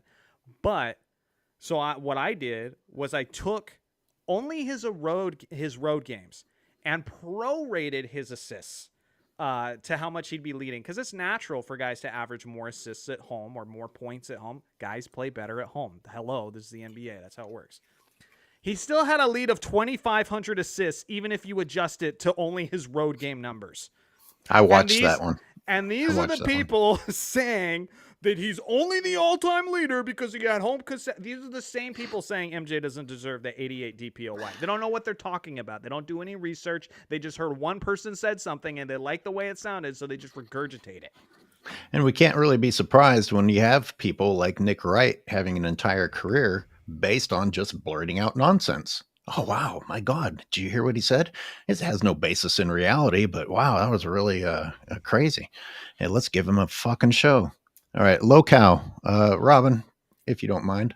Yeah, absolutely. Shout out to Mr. Local for coming through again. Speak Pipes allows for fans to send audio messages. As the host, you can set the time limit and the guidelines to ensure no crazy comments come through. I don't know. So this is some sort of app or interface that we Speak could. Pipes, I never heard of that. Speak Pipe. Yeah, I don't know if I want to hear. No, that's. Oh shit. Where am I? If you had like a producer who could filter them behind the scenes like beforehand, that'd probably work. But somebody who just hates you, wants to get your channel taken down and says a bunch of words that probably you should. I mean, we have moderators out there. Moderate, damn it! If y'all got the wrench next to your name and you think someone's saying something crazy in the chat, then get them up out the chat. Then y'all, you know what I'm saying? Help us out. And all right, Uncut, are you still with us? Because we're gonna look at your video here in a little bit. Yeah. Animaniac says flagrants get given when defenders land too close to the shooter, even if there's no contact. How can I seriously compare these stats to any era prior? That's the other thing that makes changing the game not fun. It's not just that they're cheating. It's like I've often said, I'm like, I don't even feel like comparing or making my lists of the all times anymore because they're not playing the same game.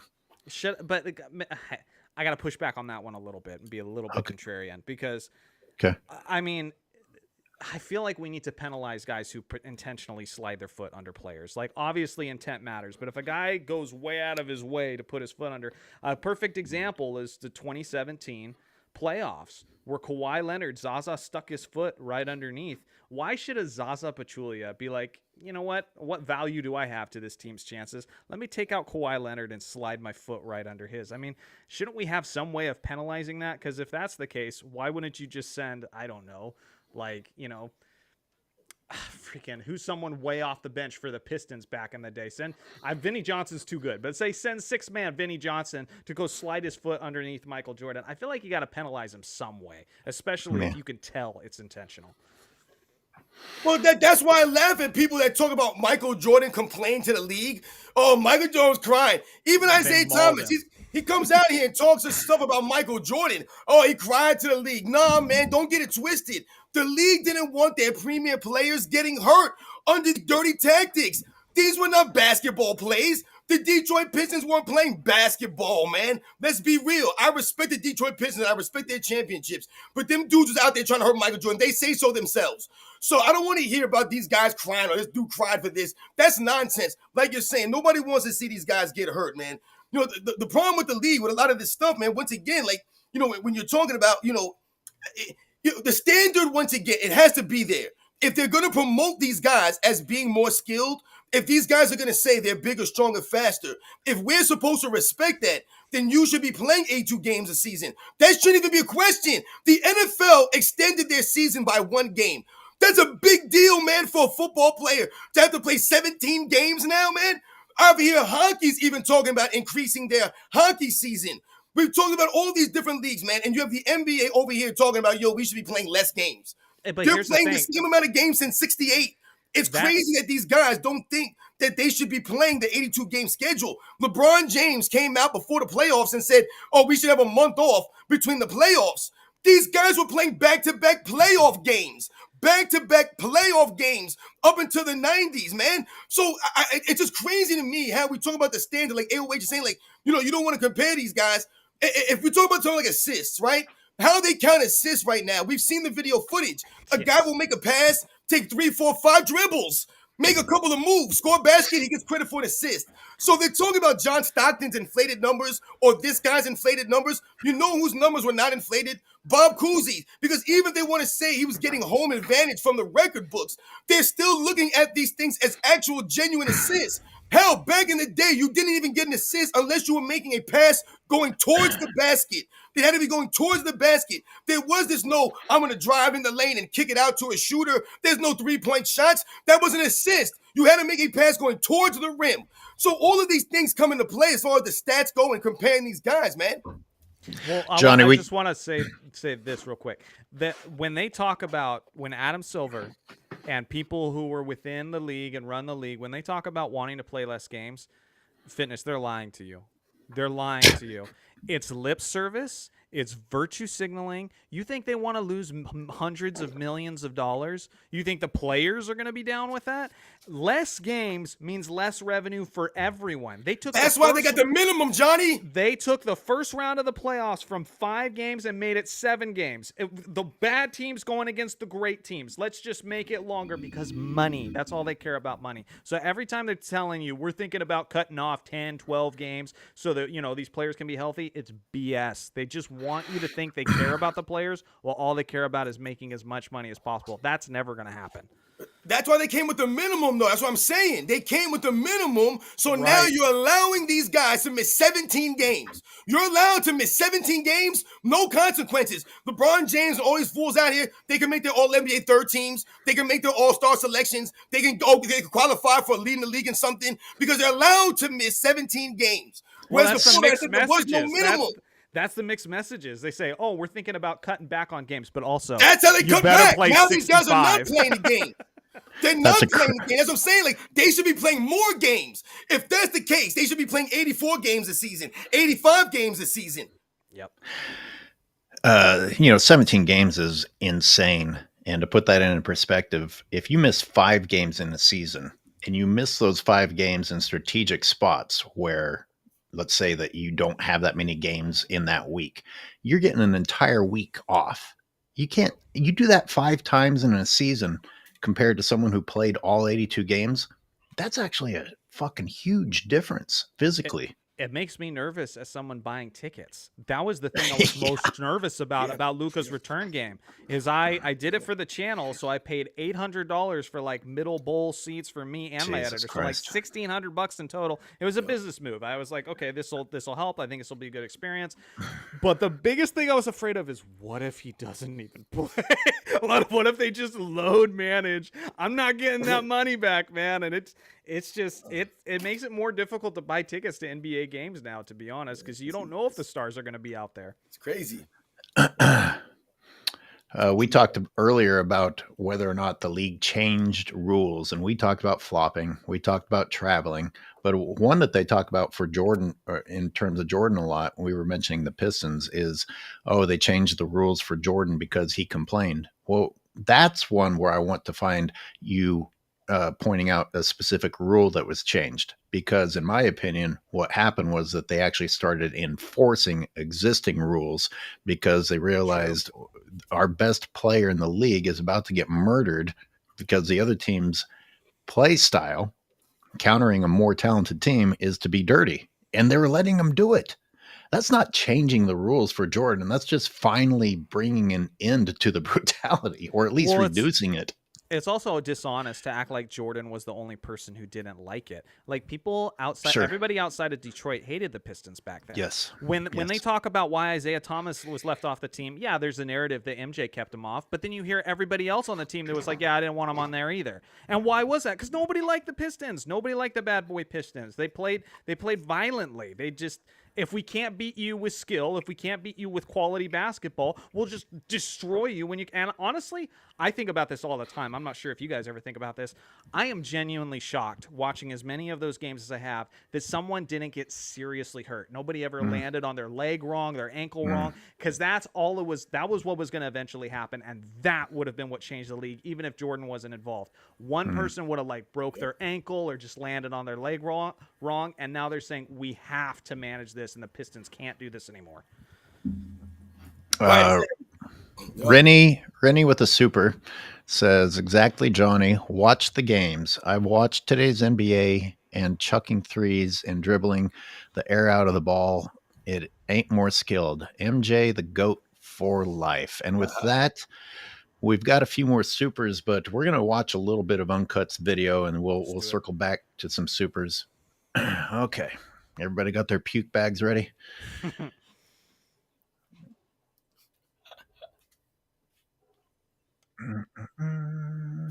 Oh, this guy. I don't know why it's muted.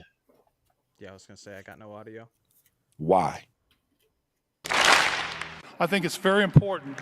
The one thing I would really like to see is they play hard tonight in this All-Star game. I mean, All-Stars. I mean, like, what do y'all want them to do? Like, so when I see people talking about it, it's like play harder, and it's just like, why? Okay, all right. I know I'm stopping fast, and I know there's a lot more to that soundbite, but the point is, we don't have to hear anything else for this to already be fundamentally wrong across the board. 100%. And it goes back to what we were talking about earlier. Be your own man. You don't need to look for someone else to tell you why you should play the game correctly. Wow. Or, I mean, you don't need to look at, he asks in a little bit, it's like, well, did the guys play hard in the past? And he's thinking the answer is going to be no, like a fucking moron. Nope. Obviously, they did play hard in the past. And here he is talking out of his ass without knowing what he's talking about.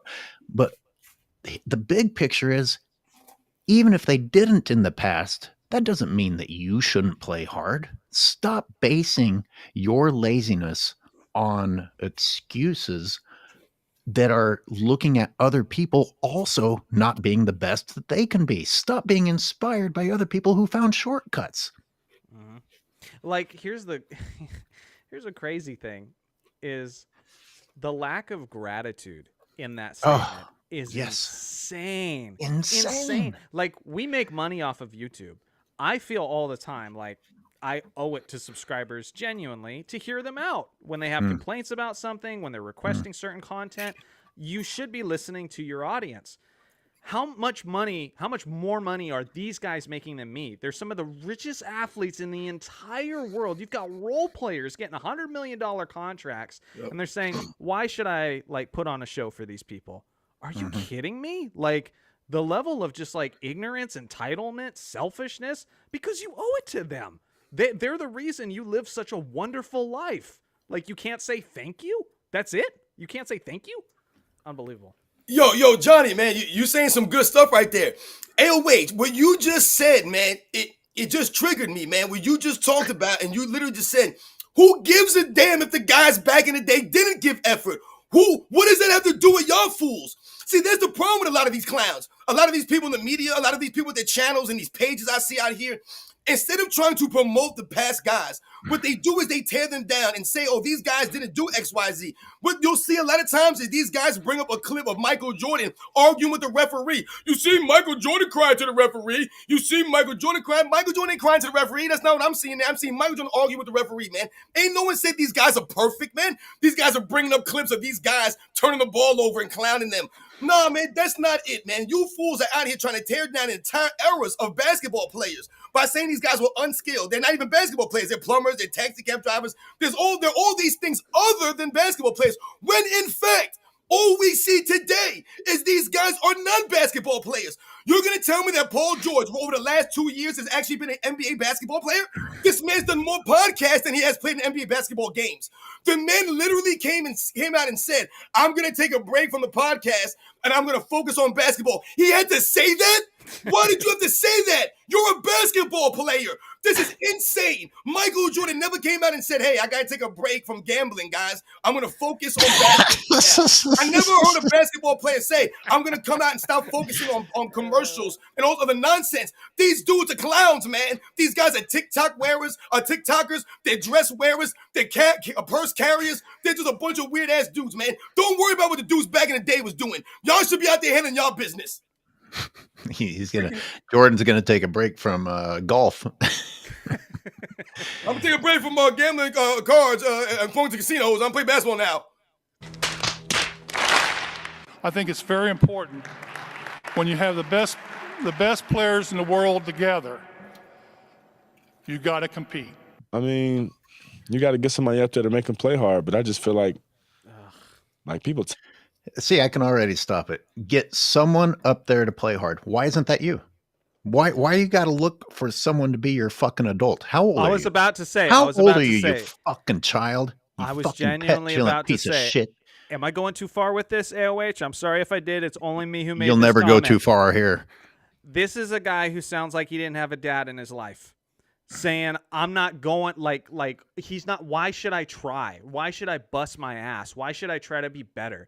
That's the things like my dad pushed, probably a lot of your dads pushed you on. Like, dude, what are you talking about? Like, no accountability whatsoever? Like, it's just weird behavior, man. Somebody's got to make me care. that just makes no sense to me. That mentality I could have gotten can't even away relate with. to. I could have gotten away with a lot more shit if it was just me manipulating my mom and my dad not stepping in and being like, this is bullshit. I'm calling you out on your bullshit. I'll agree with that, but I also don't like that there's just too much of people saying, oh, it's a single mom behavior, because some people fucked up having a great dad and turned out to be pieces of shit anyway. Some people had moms who overcame being a single mother and had kids that turned out to act like adults. You as an individual once again chose not to become a man. That's a person who has no leadership in their life, who has no mentorship in their life. Who the hell, like, this is just weak-minded loser mentality. That's what that is. And so say whatever you want, because I absolutely agree. There's been people, but you're clearly not having anybody in your life, no mentor figure, no leadership figure, because that's the thing. If you don't have that figure in your life, you should find one.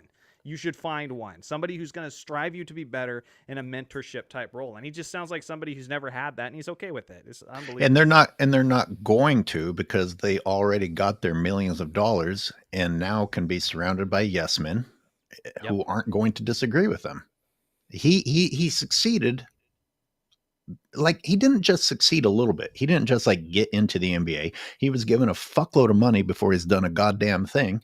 And in his mind, everything that he says is gospel, even though he hasn't even bothered to look at the shit he's about to talk about. Which is weird, because these are the same people who like idolize Kobe. I'm like, how do you hold the guy up for this? Like, do they though? Nice thing? Do they, or do they just say things that they heard other people say that were trending? Like, do you think that? Do you think do you think he's studied Kobe Bryant's game film? I'm just saying, a lot of the same people who act like he was the first person in the gym, he was the last one out, will then say things like, why should I bother giving effort? It's like, how do both of those things come out of your mouth? That doesn't make sense. Yeah, it doesn't work. No, the mindset of this guy, the things that he's saying, it's like you said, the arrogance, the way he's saying it when you don't even know what you're saying. I put in my thumbnail, this dude's wearing a shirt that says respect on it. And again, it's trend. It's trend. Oh, a lot of people drop the word respect in their conversation. Do you have any fucking idea what the word means? I don't know what his shirt's about, but you know what? I would have respected him much more if he would have came out and said something like, hey, man, I don't know how them dudes gave that kind of effort in the All-Star game, man. I ain't trying to do that, man. If I was in the All-Star game, I wouldn't have been trying to do that. I would have respected that more. But this man literally came out and was like, yeah, why would I give effort, man? That's crazy, man. And then he said, don't listen to the words he used. He said, correct me if I'm wrong. Whenever someone uses the phrase, correct me if I'm wrong, they think that they're not going to be corrected. Correct. So you say that to try to preface your skills. Oh, I know what I'm going to say is facts. Dude, you came out here sounding ridiculous. Yep. All right, let's play a little more. I'm tired, bro. Oh, Christ almighty. I can only play like milliseconds of this motherfucker. Let it roll, Airways. I'm tired, bro. At an all-star weekend. You fucking pieces of shit. Dude's never been an all-star. Do they just need to rename it instead of calling it the All-Star break? Because it's a break from the regular games, but I don't think it was ever meant to be considered a vacation from your job. They get like a whole week off now. These guys are interpreting it as you were always supposed to have been on vacation and you're doing us a favor by showing up to this thing. I'm pretty sure participating in the All-Star game was always part of the plan for employees of the NBA. But all right, God damn. Hard. I played the game the way it was supposed to be played. I played injured, and I played with a lot of pride. So I owe everything to the NBA. I don't know, though. I mean, I think it's some changes they can make. I think definitely like stipulations, like prizes to it would definitely like up it a little bit. And you guys show the fans. Does he know what the word stipulation means? Hell no. I don't think stipulation and prizes go in the same sentence. Yeah, like he wants some free girls if he wins or something like that. Are those the stipulations he's talking about? Like, what stipulations you talking about? Bring me a harem. I'll try a little. Get us some fans only people. How good they really are. So I hope you enjoy your weekend. I'm enjoying mine. Have a good All-Star game. When it comes to the new era of NBA superstars, NBA players, guys in their first 5 years under the age of 25, we see these guys increasingly become more arrogant, more entitled, year by year. And for the majority of them, they have utter contempt for the history of basketball pre-2016. Ant Edwards made headlines when he gave his take that players in older generations of NBA didn't have much skill and that Michael Jordan was the only player with skill. Are you retarded? For this new era of players, that deadly combo of being arrogant, entitled, and downright ignorant, it is rampant league-wide. And the biggest problem of not knowing NBA history, the one thing you don't know is the NBA wasn't always as prosperous as it was in this era.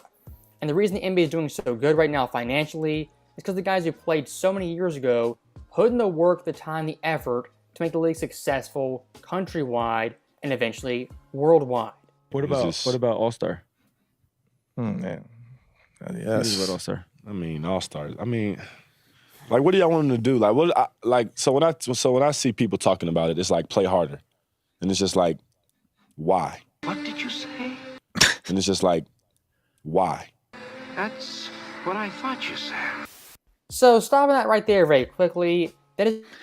You guys want to talk, or shall I let this play? Let it play. The fourth-year NBA player Jabari Smith saying, why the All-Star game should you play hard? Why should we give effort? And that right there, a very, very telling statement.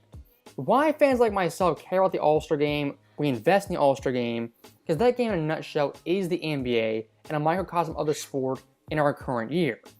And looking at past All-Star games, it's been lackadaisical, a joke. I'm sorry, guys. I want to ask a very basic question. When he says why, I'm going to ask, why did you show up? Like your plan is to go loaf it on the floor? Like, why would you show up to loaf it? Because you're so full of yourself, you just want to be down on the floor with fans looking at you? Why, if you're going to go that far, why wouldn't you put on a show and demonstrate your skills? I don't understand why you even show up to walk around like a lazy asshole. No, you're right, LH. And listen, I remember watching one of the All-Star games, right, from a couple of years ago, and I watched the entire thing on purpose, right? Just so I can just visualize and see everything for myself. And I said how in the second half, I don't believe I saw anyone have a full-out sprint in the entire second half. I don't think one player actually sprinted at all on the basketball court. It was a lot of lollygagging, a lot of laughing, a lot of playing around. And I get it, the All-Star game, you want to have a good time. But there has to be some level of competition. And it has to matter. It always mattered because there was a bragging rights involved with the East versus West. That's why it mattered, guys. There was legit bragging rights. These guys were out there giving the effort. The East wanted to win. The West wanted to win. They wanted to beat each other. I often talk about on my channel how Dr. J competed in the slam dunk contest at 35 years old. There was no reason for Dr. J to do that. What did he have to prove? He didn't have anything to prove, Dr. J. But he went out there for the people, man. He went out there to put on the show because he's freaking Dr. J, man. That's why. These guys don't think about it like that. Go ahead. I'll pull a play out of his book. Correct me if I'm wrong. Correct me if I'm wrong, guys. But can they not decline their All-Star invitation? Yes. Yeah. If you're that Absolutely. fucking tired, say sorry and make a public statement to the world. Sorry, everyone. I'm so tired that I can't participate in the All-Star game. Talk about sounding like a bitch. But don't do it. Don't come then. I mean, that's better than showing up and then complaining that you were tired. Then don't come. Do the job correctly or don't do the job. There's no gun to their heads saying that if you're named to the All-Star weekend that you have to accept that. LeBron just sat out. LeBron literally just sat out, and it Right, was but like the day before. But he accepted it first. He made sure that it goes on his. He made sure it goes on his record. And not only did he sit out, he waited until it was too late to replace him. Fucking prick. Fucking piece of dog shit. Cat doodle. Guys sitting out, not playing. In a lot of ways, a perfect summary of the modern NBA. So why fans want to see you guys play hard is they want to see competitors go at it, the top tier players compete in a once a year showcase to see, who's the alpha dog of the alpha dogs. And also one thing I do want to highlight, when it comes to an NBA game, more specifically an All-Star game, it's an event for the fans, an experience for the fans. One reason this event's fallen off so much is that players nowadays don't care about the fans, the paying customers, the people watch them play in person and on TV. And when you have this mindset of, why should we play hard, that is cancerous to the entire league. And at a baseline level, if you don't like the fans, hate the fans, that's on you. But at the end of the day, if you're a competitor, a top tier player, just at least go hard for yourself, personal pride, integrity in your game and your sport. Like, what are they going out there and I think it's a fair question. Like, what are they going out there and playing like it's the game 7 I think it's for? a fair question because other sport, like the Pro Bowl, doesn't even exist anymore. Really, that's what I'm saying. Baseball, it's not like the they're Pro Bowl playing is like hard. flag football now, isn't it? Isn't it like no pads? Yeah. No, after the Sean Taylor one, they had to. I think the All-Star game needs to be for what it is. Like, it's All-Stars. They get known and they go play the game. Like, this is. Hold on. Hold on. You see what they just did right there? They did what you just talked about, AOH. When you alluded to them worrying about the past errors. Oh, the past errors don't do this. They didn't do that. Look what they just did right there. Oh, in the NFL, they got rid of the Pro Bowl. Oh, and they're worried about other leagues. We ain't talking about the other leagues, you clowns. Football and basketball are two completely different sports, my man. Everyone understands why the Pro Bowl is the way that it is, man. Let's understand that right there. Anyone that knows football gets that. So they're trying to make this comparison. They're worried about other leagues. Don't worry about the other leagues, man. We're talking about the NBA. That's why, in fact, when I was growing up, man, the NBA All-Star Game was the All-Star Game. The Pro Bowl had nothing on that. The NBA or the MLB All-Star Game, even though the Home Run Derby Championship was great, always been great, man. No doubt about it. But it wasn't the NBA All-Star Weekend, man. NHL hockey, no league had it like the NBA All-Star Weekend. That's what these fools are missing. The NBA All-Star Weekend was the event for all pro sports, man, because of the slam dunk contest, the three-point shootout, and the All-Star game that was going to feature the best players that weren't going to load manage, and they were going to play and give effort. And the one thing that Uncut Hoops mentioned, I'll let you play it, AOH, I'm sorry, man, that he said that was key. He said it was for the fans. That's what it's always been about. The All-Star Weekend was always supposed to be a showcase of the NBA's players for the people, man. And now, was the Pro Bowl canceled because the players weren't playing hard or playing well? Or was it a concern about injuries? It was an injury thing, man. It was an injury thing. So, right. So they're not, they're not even comparing this in the right context. If like what they're trying to justify their laziness. So if you're going to talk about the Pro Bowl, then the Pro Bowl example should be based on it got canceled because the players there were lazy also. Not that you should be looking for other people to justify your own laziness. And they're looking anywhere, as you pointed out, sports and fitness rants. They're even looking outside of their own sport for an excuse to be a piece of shit. AOH though, but like, why stop there? Like, why stop there? Like in the NFL, they only play 17 games a year or something like that. Like, we're going there, Johnny. We have to play 82. You know, let me just play 17. Man. I'm tired. Yep. I don't think NBA players want to go through NFL practices either. For sure. Oh, so much to say. I guess we'll play it. Yeah, I mean, if I'm wrong, were they playing hard back in the day in the All-Star games? Like, they were? Yeah. It's a 4-on-3 for the Western Star. English didn't have control, and Jordan makes the block.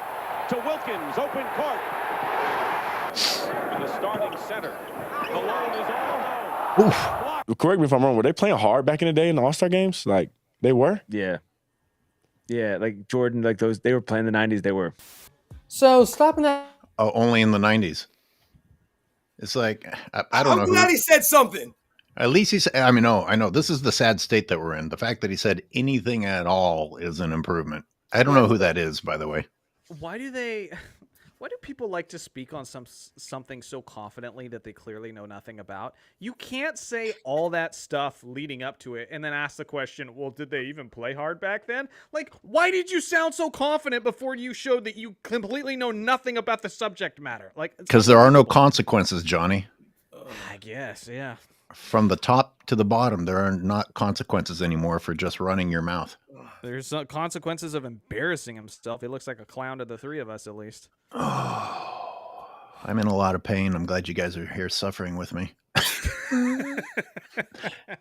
This is why I didn't listen to yours, Robin. I can't. I can only go through this type of shit so many times. Genuine question, though, like real quick, like what happened to competitiveness, man? Like I don't know. I don't know if it's just me. Like I'm sure you guys are too. Like I'm just a hyper competitive person. You don't need to put money in front of me and to convince me to try to win something. I care. And the fact that these guys are millionaires based off of this and could give a thank you to the fans, like what happened to just like wanting to win the game? It makes me think of not Reggie Miller, but his coach at the time, Larry Bird, in the 1998 NBA All-Star game. We saw it in the Last Dance documentary where he's like, well, we're here. Might as well win. It's like, that's all that needs to be said. We're here. We might as well win. So put in a winning effort. It makes so little sense to me, Johnny, that the only thing I can think of is the fear of failure, the fear of losing has now just been reinterpreted as it's okay not to compete at all. Because I don't care who you are, even non-athletic people are like the idea of sports. And, you know, I was a teacher for a while and I would always try and get the ones that, you know how you have the kids that kind of like want to go sit by the wall or do their own thing and not participate. Yeah. It's really not that they hate the sports. It's that they don't want to get shit on that they aren't great. And it's like, we aren't all great at the beginning and, you know, you work your way up to it and you got to have some fun just playing the game until you get to that point. And maybe you never get to that point.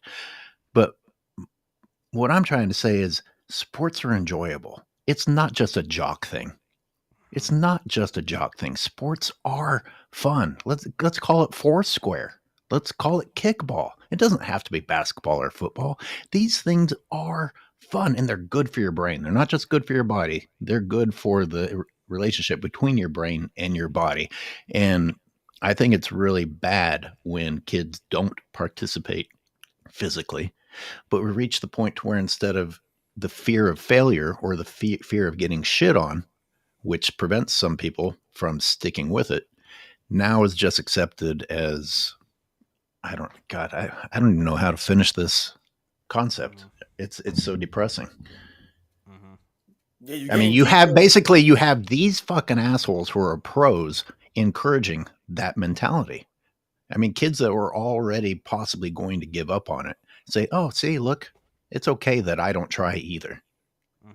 Well, it's funny because like I have other interests obviously as well. I have a gaming channel and everything, and I try to play well. And so when I play games, I've had like been competing in games, racing games, and there's a saying now that like young kids say all the time, and it's meant to be condescending. It's meant to be demeaning. They say, dude, you're being a tryhard. Oh, try God. hard. You're shitting me. That's what you're supposed to do. Like, I'm trying because we're here to win. We're trying to win. Like Michael Jordan was the ultimate tryhard. That's why he's the best. Like, that's how it works. And so when trying really hard, putting in a good effort is actually seen as a bad thing, we're in a bad place. You're a tryhard. Holy shit. Insane, man. And that right there very quickly, someone like Jabari Smith, obviously not an NBA scholar and a historian of the game. But even with that being said, comparing the Pro Bowl to the All-Star game, it's an apples to orange comparison. A sport like football, a collision sport, it's hard to go half speed, half effort in an exhibition game. Basketball, it's different.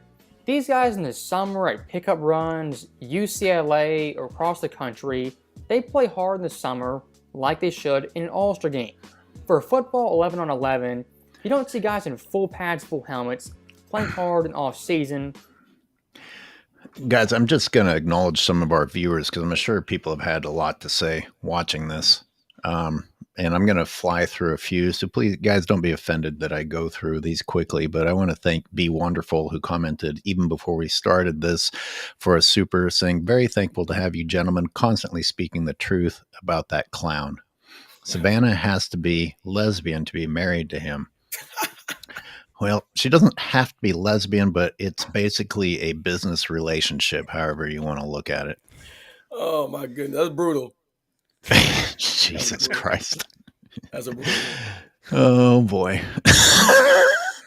Just a Messenger says in 97-98, the league shot 45. Oh, this is going way back when we were talking about shooting percentage. 45.5% field goal, 36 from 3.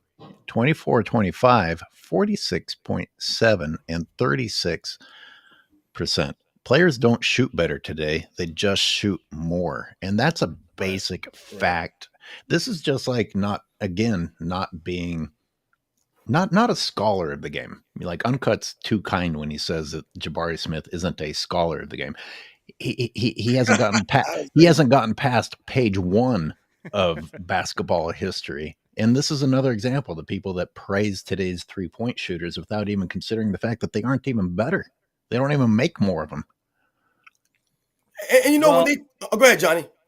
Have you guys seen the video of Chris Mullen? It was Chris Mullen. It was like in a Warriors practice. With Durant? They were doing a shoot around, seeing who can make more threes. Mullen scolded all the active players who were being praised for the threes. It was Chris Mullen. I don't like going one way or another. How old is this? Probably like 8 years, something like that. Maybe 8 to 10 years. But obviously Mullen had been out of the league for a very long time at that point, and he could still shoot as well as anyone. But I don't like going one way or another with I do think there is a lot of talented players in the NBA today. I'm just tired of the debate and the discourse that's always like, in order to lift up my guy, I have to belittle yours. There's a lot of great players in the NBA today. There's a lot of players that I like watching because they have great skills. But for Anthony Edwards, of all people, to then be like, nobody outside of MJ was skilled. It's like, dude, you could learn so much from a lot of those guys if you'd go back and study some film. It's just sad, man. Especially after he was the guy who was like, I just don't get why guys don't play hard. Like, he went up a step and then he walked back 3 steps. It's like, what are you doing? Killed a lot of his fan base there. The Real Siberius is back with another super. Thank you, sir. Stockton missed 22 games in his career. Jesus, that's mind-boggling. Insane. Amanda Draws with the super says, is the person in the middle Jonny Arnett? Jonny Arnett just gave you the finger salute. He's wearing the cap. He's in the green and black flannel. Yep. Well, obviously he's not us. Come on now, let's get with it.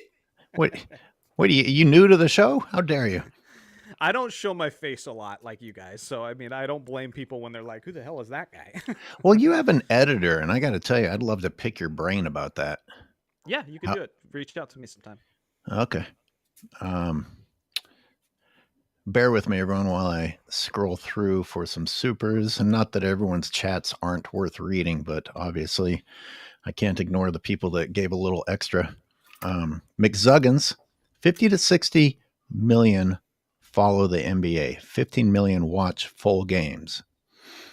By the way, if you're not familiar with McZuggins, Johnny, he's a data guy, meaning 70% of modern fans don't even watch games at all. Best era I never watch. See, based on their behavior, we can conclude that today's supposed fans don't watch, but he's backing this up with data that says 70% don't watch, which personally I find believable. You'd think that that's a impossibly crazy stat, but do you guys find that unbelievable? No, it's a social media age. It's a lot of clips, a lot of highlights. People just want to watch the makes, and they don't watch the misses. You know, that's my least favorite thing. Is I actually watch a lot of games, and so when I see the highlights of guys making logo threes, I've also seen the ones they miss. Okay, so I know what it looks like when a guy is making 30% of his logo threes, and you're like, please stop shooting that. But they only show the ones he makes in the highlights, so he looks awesome. And what could the 80s do with this guy? Yeah, it's ridiculous. Steph Curry had in 2016, he had that like one stat where like from 30 feet and beyond, he was shooting something like 42%. It was stupid. So Steph gets a pass, but all these other guys who were shooting out from near half court and making it like 25% of the time miss me with that. Praise the Dawn is back with another super. Thanks, bud. FYF, Chilltown, Player's Choice, their fathers should have left all of them in a napkin. Oh my gosh. Oh. Oh my goodness. Hey now. Oh no, it gets worse.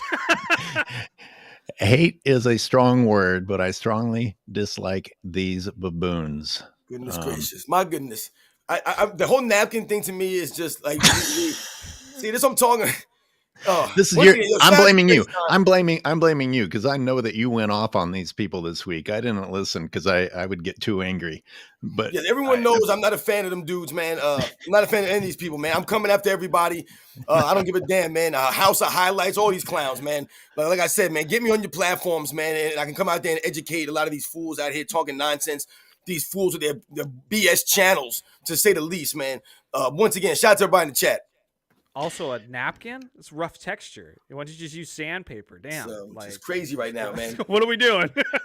Johnny's giving a masturbation advice to everybody. Hey, we're back in the weeds on the show. That's what I'm saying, man. After you guys were talking about cat turds, I felt like I had to step it up a little bit. It's just crazy right now. Just shoot it into the litter box. Goodness gracious. FYF may have grown out of a litter box. The real Siberian. The real Siberius. Damn. Thank you. By the way, okay. All right. No, I'm sorry. Read it off. My bad. Real Siberius, I gave you a shout out earlier. I don't know if you were on. Competitors compete regardless of level or stakes. Winners want to win. Losers make excuses. Why? To fucking win. To show your grit. Yeah, to fucking win. Let's go. You play to win. You guys ever experience the dudes that when the game's not going their way, start acting cool by not trying, like they even lower their game further, or the guys that pretend that they have to go answer the phone on the sideline? 100%. Someone gets hurt. You guys have all experienced that? You're gonna appreciate this comparison. You mean like LeBron, who will say like, "Hey, I'm trying to make moves." He's putting out statements saying LeBron wants to win a championship, but when he loses, he either says, "Oh, it's just basketball," or "I lost with Luka Doncic. I'm not losing sleep." Like literally after the "I'm not losing sleep," I was like, I freaking lost sleep that we didn't win, and I'm not on the court getting paid millions. Like, if you don't hear that comment and you don't lose a little bit of respect, at least a little bit, like, what are we doing, dude? Like, yo, when we were all growing up back in the day, man, right? When you were a kid back in the day, and there was a group of girls, right? and you and your friends was out in the playground, whatever the case may be. Anytime there was a group of girls around, I know we was trying to show off. You know what that is, guys? That's you competing, man. I've mentioned this many times, man. When you a kid and you playing on the monkey bars, man, you competing out there on the monkey bars. When you playing dodgeball, you competing when you playing dodgeball. It's about the competition, man. Yeah, you want to win, but as long as you compete, like I talk about, me and my man AOH, I call us Running Scared, man, with a dynamic duo, Gregory Hines, Billy Crystal. There's a scene in the movie, right, when they've got the drug dealer, right? They got him hemmed up. He's got a hostage. He got no pants on, right? They're going back and forth, arguing with each other. And Gregory Hines says to him, listen, man, as long as we keep on our pants, right? That's all that matters, man. That's the facts. You know what I'm saying, guys? Rob Shum says there's zero love for the game these days, and it shows. I agree. And McZuggins, too cool to try is the move when you're too insecure to lose. Damn, great quote. Great quote. It is a great quote because we didn't say it in these words earlier, but we were alluding to losing is a development process, like learning how to lose correctly and understanding that you go back out there even if you lost. Like, you have to develop something inside. There's a little bit of bravery involved in it. And you understand that, well, at least if you had a good dad, you're taught it's worse not to keep trying than go out there and keep losing. Now, I'm not saying losing is fun, but you're not ever going to win if you don't keep going out there. And I think maybe that's why we like the Michael Jordan story, because he went through the losing process and fought his way up to the winning process instead of taking a helicopter to the easy path to winning. If you can feel good about your effort, that's what matters. And nothing encourages you to become a winner, to become better, like losing. I mean, what that feeling of loss, as long as you're not coping about it. I mean, the kids love saying that too, cope. That's what that is. Like, why should I try? Oh, I'm too cool. I'm not losing sleep over the fact that I paid millions of dollars to win and we lost. Like, that's called cope. Like, you're coping. Yeah. Yeah. You sound insecure when you claim that you're not losing sleep. I don't even believe you. LeBron loses sleep over what anonymous people tweet about him. I'm guessing he or lost, people making AI images of him being pregnant. Did you hear about that? No. You didn't hear about that? Oh, God, that's a good one. Where he lawyered up? I didn't know what the AI was, but I heard he lawyered up. Here's the funny thing. Somebody recently accused him of, it was Jeff Teague, talked about him being on the juice and stuff. You know, LeBron's not going to lawyer up for that because he probably doesn't want us to dig into that. But if you do make a video, an AI video of him being pregnant with Steph Curry's baby, to find out there's a twist and it's actually James Harden's baby, it was a very funny AI video, then he will lawyer up for that because he wants that off the internet, which is also stupid because what do you think the internet did after that? The instant you tell the internet not to do it, they're going to do it 10 times worse. Jessica put it in a thumbnail. They're busy redacting LeBron's name from all the documents before the steroids thing gets investigated. Jessica McKenzie says, how can you get paid millions of dollars and complain about trying harder? Trying harder. Just pay me millions for just sitting on the bench and not playing. Playing harder is just too much. Yeah. She's back. We're catching up with the chats that are about this video that just, boy. Play it. Let's do it. Let's do it. Because it would kill your body. Basketball, football, not the same sport, not the same thing. Comparing those two events is apples to oranges. And when it comes to the NBA All-Star Game, at one point, it had prestige and it had notoriety. The NFL Pro Bowl really never had that. Yeah, like Jordan, like those, they were playing the 90s, they were. Bro, Kobe's nose got broken. So they were playing hard like that. People say that that when Kobe left, that's when this started, basically, because Kobe would force everybody to play hard. I mean, you got to get somebody up there to make them play hard, but I just feel like. Are you fucking with me? Is this guy fucking kidding? Be that guy. You can't play hard unless someone's forcing you to. And obviously we can't ever look to you to be the leader. I mean, that's what he has admitted without realizing he's admitted it. You are not the guy. You're the one. Well, this is literally what he's doing. He's telling everyone, here are your excuses not to try hard. It's okay not to try hard. And the polar opposite of that is the guy who is the leader that gets everyone to play hard, which you just said you are not. Now, did this guy claim that he's a Kobe fan? No. I was just talking about this era generally, but I don't. Okay. Not to my knowledge has he done that. I'll give you a good example though, and maybe some hope for the future. You guys know Victor Wembanyama. I like Wemby. I like Wemby on the court. I like Wemby off the court because I know a lot of things he said. He's actually spoken about his frustration with All-Star Weekend. He vented about the fact that nobody puts in any effort. I come in here ready to compete, and nobody wants to compete. He's not that guy yet who has that kind of sway. He's not that kind of leader who is going to get people to follow him.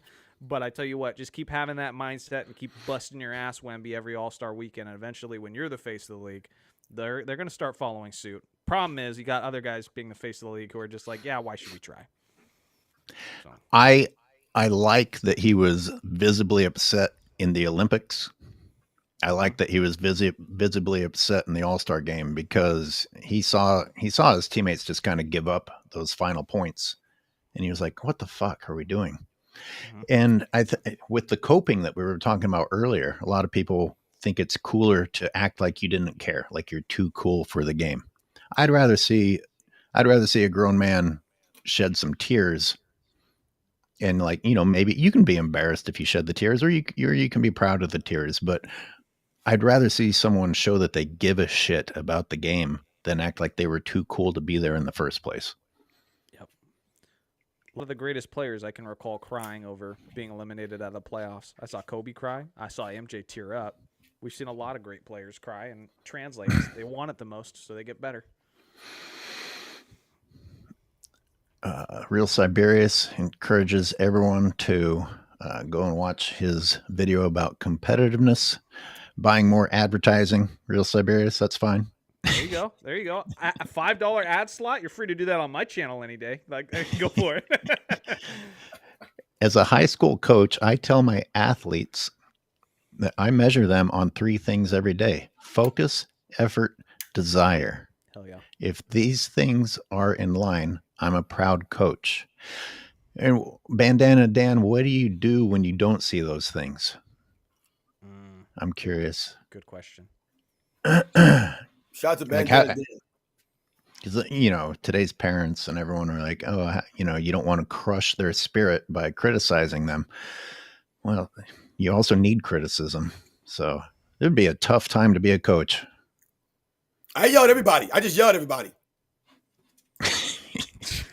I do. Like, people not worried about you being restraining yourself. You're on the opposite side of the extreme. It's like, how about a little positivity here? Just mix it in. Not all yelling. Let me rewind just slightly. Okay, I can't. So stopping Jabari Smith right there, just digging his hole even deeper. The motto for this era of NBA players should be people tired, bro. It's short, simple, to the point, and That's great. I will say this about Uncut, man. The clips that he puts in and the little graphics that and he posts videos consistently. I don't know how he's that witty, that consistently, that quickly. It's impressive. It takes a lot of time to edit a video too. That's why I want to talk to you about trusting an editor. Yep. It tells you everything you know of this era of NBA players and someone like Jabari Smith. And looking at that clip right there, this dude's basketball knowledge, even for the 2010s, is lackluster at best. As Kobe getting his nose broken by D-Wade was a huge story in the NBA in 2012, everyone knew about. We got into a little tussle in the All-Star game a little bit, and I ended up hitting him the wrong way and he broke his nose. That was the first time I've ever seen that. I called him and I said, yo, Kobe. He was like, bro, I love it. I'm like, you what? He's like, I love it. And speaking of someone like Kobe, yes, one of those guys back in the day who motivate players to play hard at the All-Star game. As for someone like Kobe, his standard personal competitiveness was off the charts. Nowadays in this era, yes, you have competitive players, but no cutthroat leaders who set an example for everyone. For guys like a Jabari Smith, the Paul George, some of the mid-tier stars, mid-tier players, they're clearly followers and not leaders. What the NBA lacks right now is an alpha dog leader like a Kobe, a Jordan, a Bird, or a Magic. And the sad thing for this era of NBA players, especially NBA veterans, at last year's All-Star game, the one guy trying hard was Victor Wembanyama, the youngest guy in the game. Victor last year gave effort, was actually trying, one of the few players who actually did that. But the problem for someone like Victor, he's a younger NBA player, not a veteran the guys look up to. So again, this problem is twofold. The older NBA stars, older generation, these so-called leaders, they've dropped the ball. The younger stars, the majority of them, guys who aren't Victor, they've seen that standard drop and they accept it and they embrace it.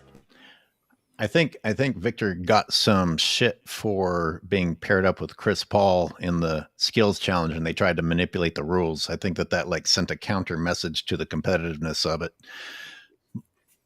I didn't even hate that though. Well, I did a video. He is trying to win. He really clearly cares about winning. I mocked him for it. I clowned him. I get it. I get that. But I'm like, at least we know he wanted to win. I argued both sides. I was like, well, if you are going to have a stupid rules, and but I put a lot on Chris Paul too, dude. You're the veteran, man. Come on, man. You guys are being stupid here. Yeah. Like, because what I said was, who cares, Victor Wembanyama? You're trying to cheat to win that? That means nothing. Come on, man.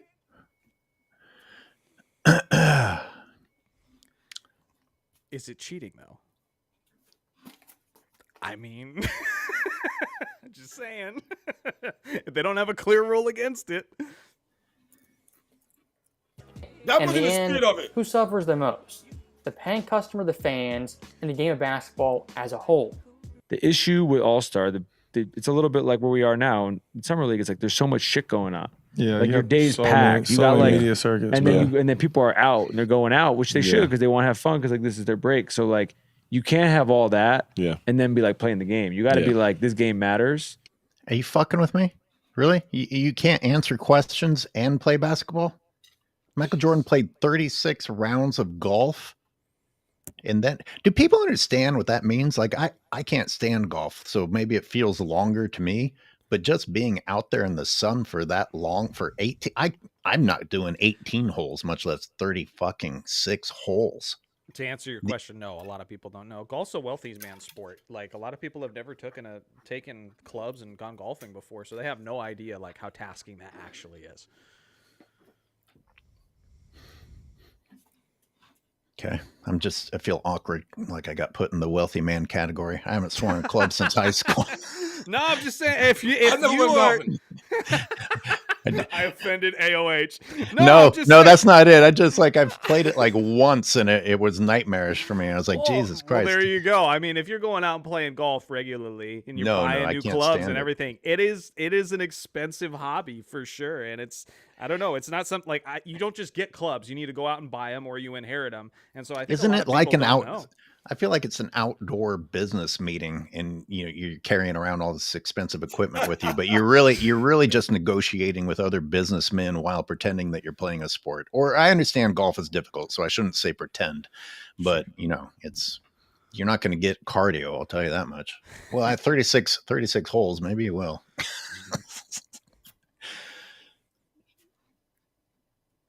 These people just said they can't answer media questions and play the game. Yeah. Everybody let them do their own routine. Don't do anything for 2 days. You know what I'm saying? Yeah, act like a normal game. So stopping that clip right there in a roundabout way, these guys are blaming the media and fans, the players, being so preoccupied going into the All-Star game. And this excuse, I simply don't buy. If the players wanted to play hard, took the game seriously, they'd find a way to get it done. They're pro athletes. Blaming the media for the players not trying hard is like blaming the All-Star game uniforms of the court for the game not being good. Yes, it might play a factor in it, but it's not the big time issue. The biggest problem with the All-Star game, why it sucks, is because the players and they're not buying in as a whole. It's not the media, fans, even Adam Silver. I don't know though. I mean, I think it's some changes they can make. I think definitely like stipulations, like prizes to it would definitely like up it a little bit. You know what I'm saying? But what? I'm just So he wouldn't be tired anymore if they had prizes? Good point. Are you tired or not? God damn it.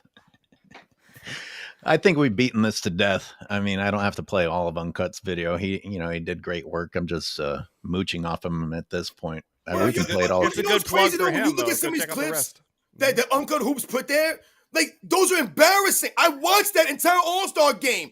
It's embarrassing. No one wants to want. Like, where's your pride as a basketball player? Even if you're getting no money, you're out there, your family maybe is out there, people you know, there's some girls out there maybe. You don't want to play for that? You ain't going to play for that. You ain't going to run up and down and look cool for that. You ain't going to try to be a professional for that. None of that's going to get you to be a pro and go out there and give effort. I'm baffled. It makes no sense. When I talked about us as kids doing things and, being competitive, when you think about it and you relate it to something as simple as going after a girl, you're trying to show off. When people are watching you play basketball, when you're a small kid, back in the day, you see Dr. J, these guys are at the park, all these people climbing fences, they're climbing buildings, so you can watch Dr. J play basketball in the street. No matter where you go, if someone's playing basketball, if you see people playing basketball, I guarantee you at least someone's watching. Someone's watching, guys. It might only be one person. Somebody is sitting on the side or standing there on the other side of the fence looking through. Someone's watching you, man. So there's always a reason to go out there and give some effort. There's always a reason why you're putting on a show, essentially, man, when you play these sports. Are you not? Just a messenger says that dude's contract isn't enough of a prize. And to what you're saying, Robin, you mentioned like girlfriends watching you or spectators climbing the fence to watch Dr. J, and made me think of what we talked about earlier about dads, or let's just say parents. I don't know what would be worse, like, a physical confrontation based on my father being embarrassed of me if I acted the way this fucking idiot did. Or him just being so beside himself in embarrassment that he didn't even want to confront me, didn't even look at me. And these guys don't have that. That's a tough one, AOH. I guess they don't. Yeah, go ahead and answer it. Like, which one would be worse? Would you rather get physically confronted and called out, or like your dad doesn't even want to fucking look at you? I mean, listen. Go ahead, Johnny.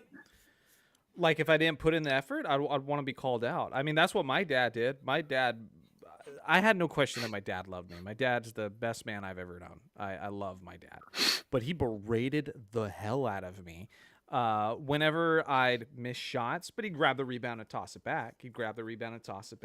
Or when I was even playing a video game, he'd be like, your brother would beat this level by now. He would have beaten it by now. And I'd be like, all right. Like, he used those stuff to like kind of motivate me. And I still remember that. It's like, yeah, you don't like hear it in the moment, but when he celebrates you with you after you start hitting those jumpers and after you beat that level and that sort of thing, it's the best feeling in the world, man. Like, that's the problem, is like a lot of people don't experience the reward because they don't want to go through the trial.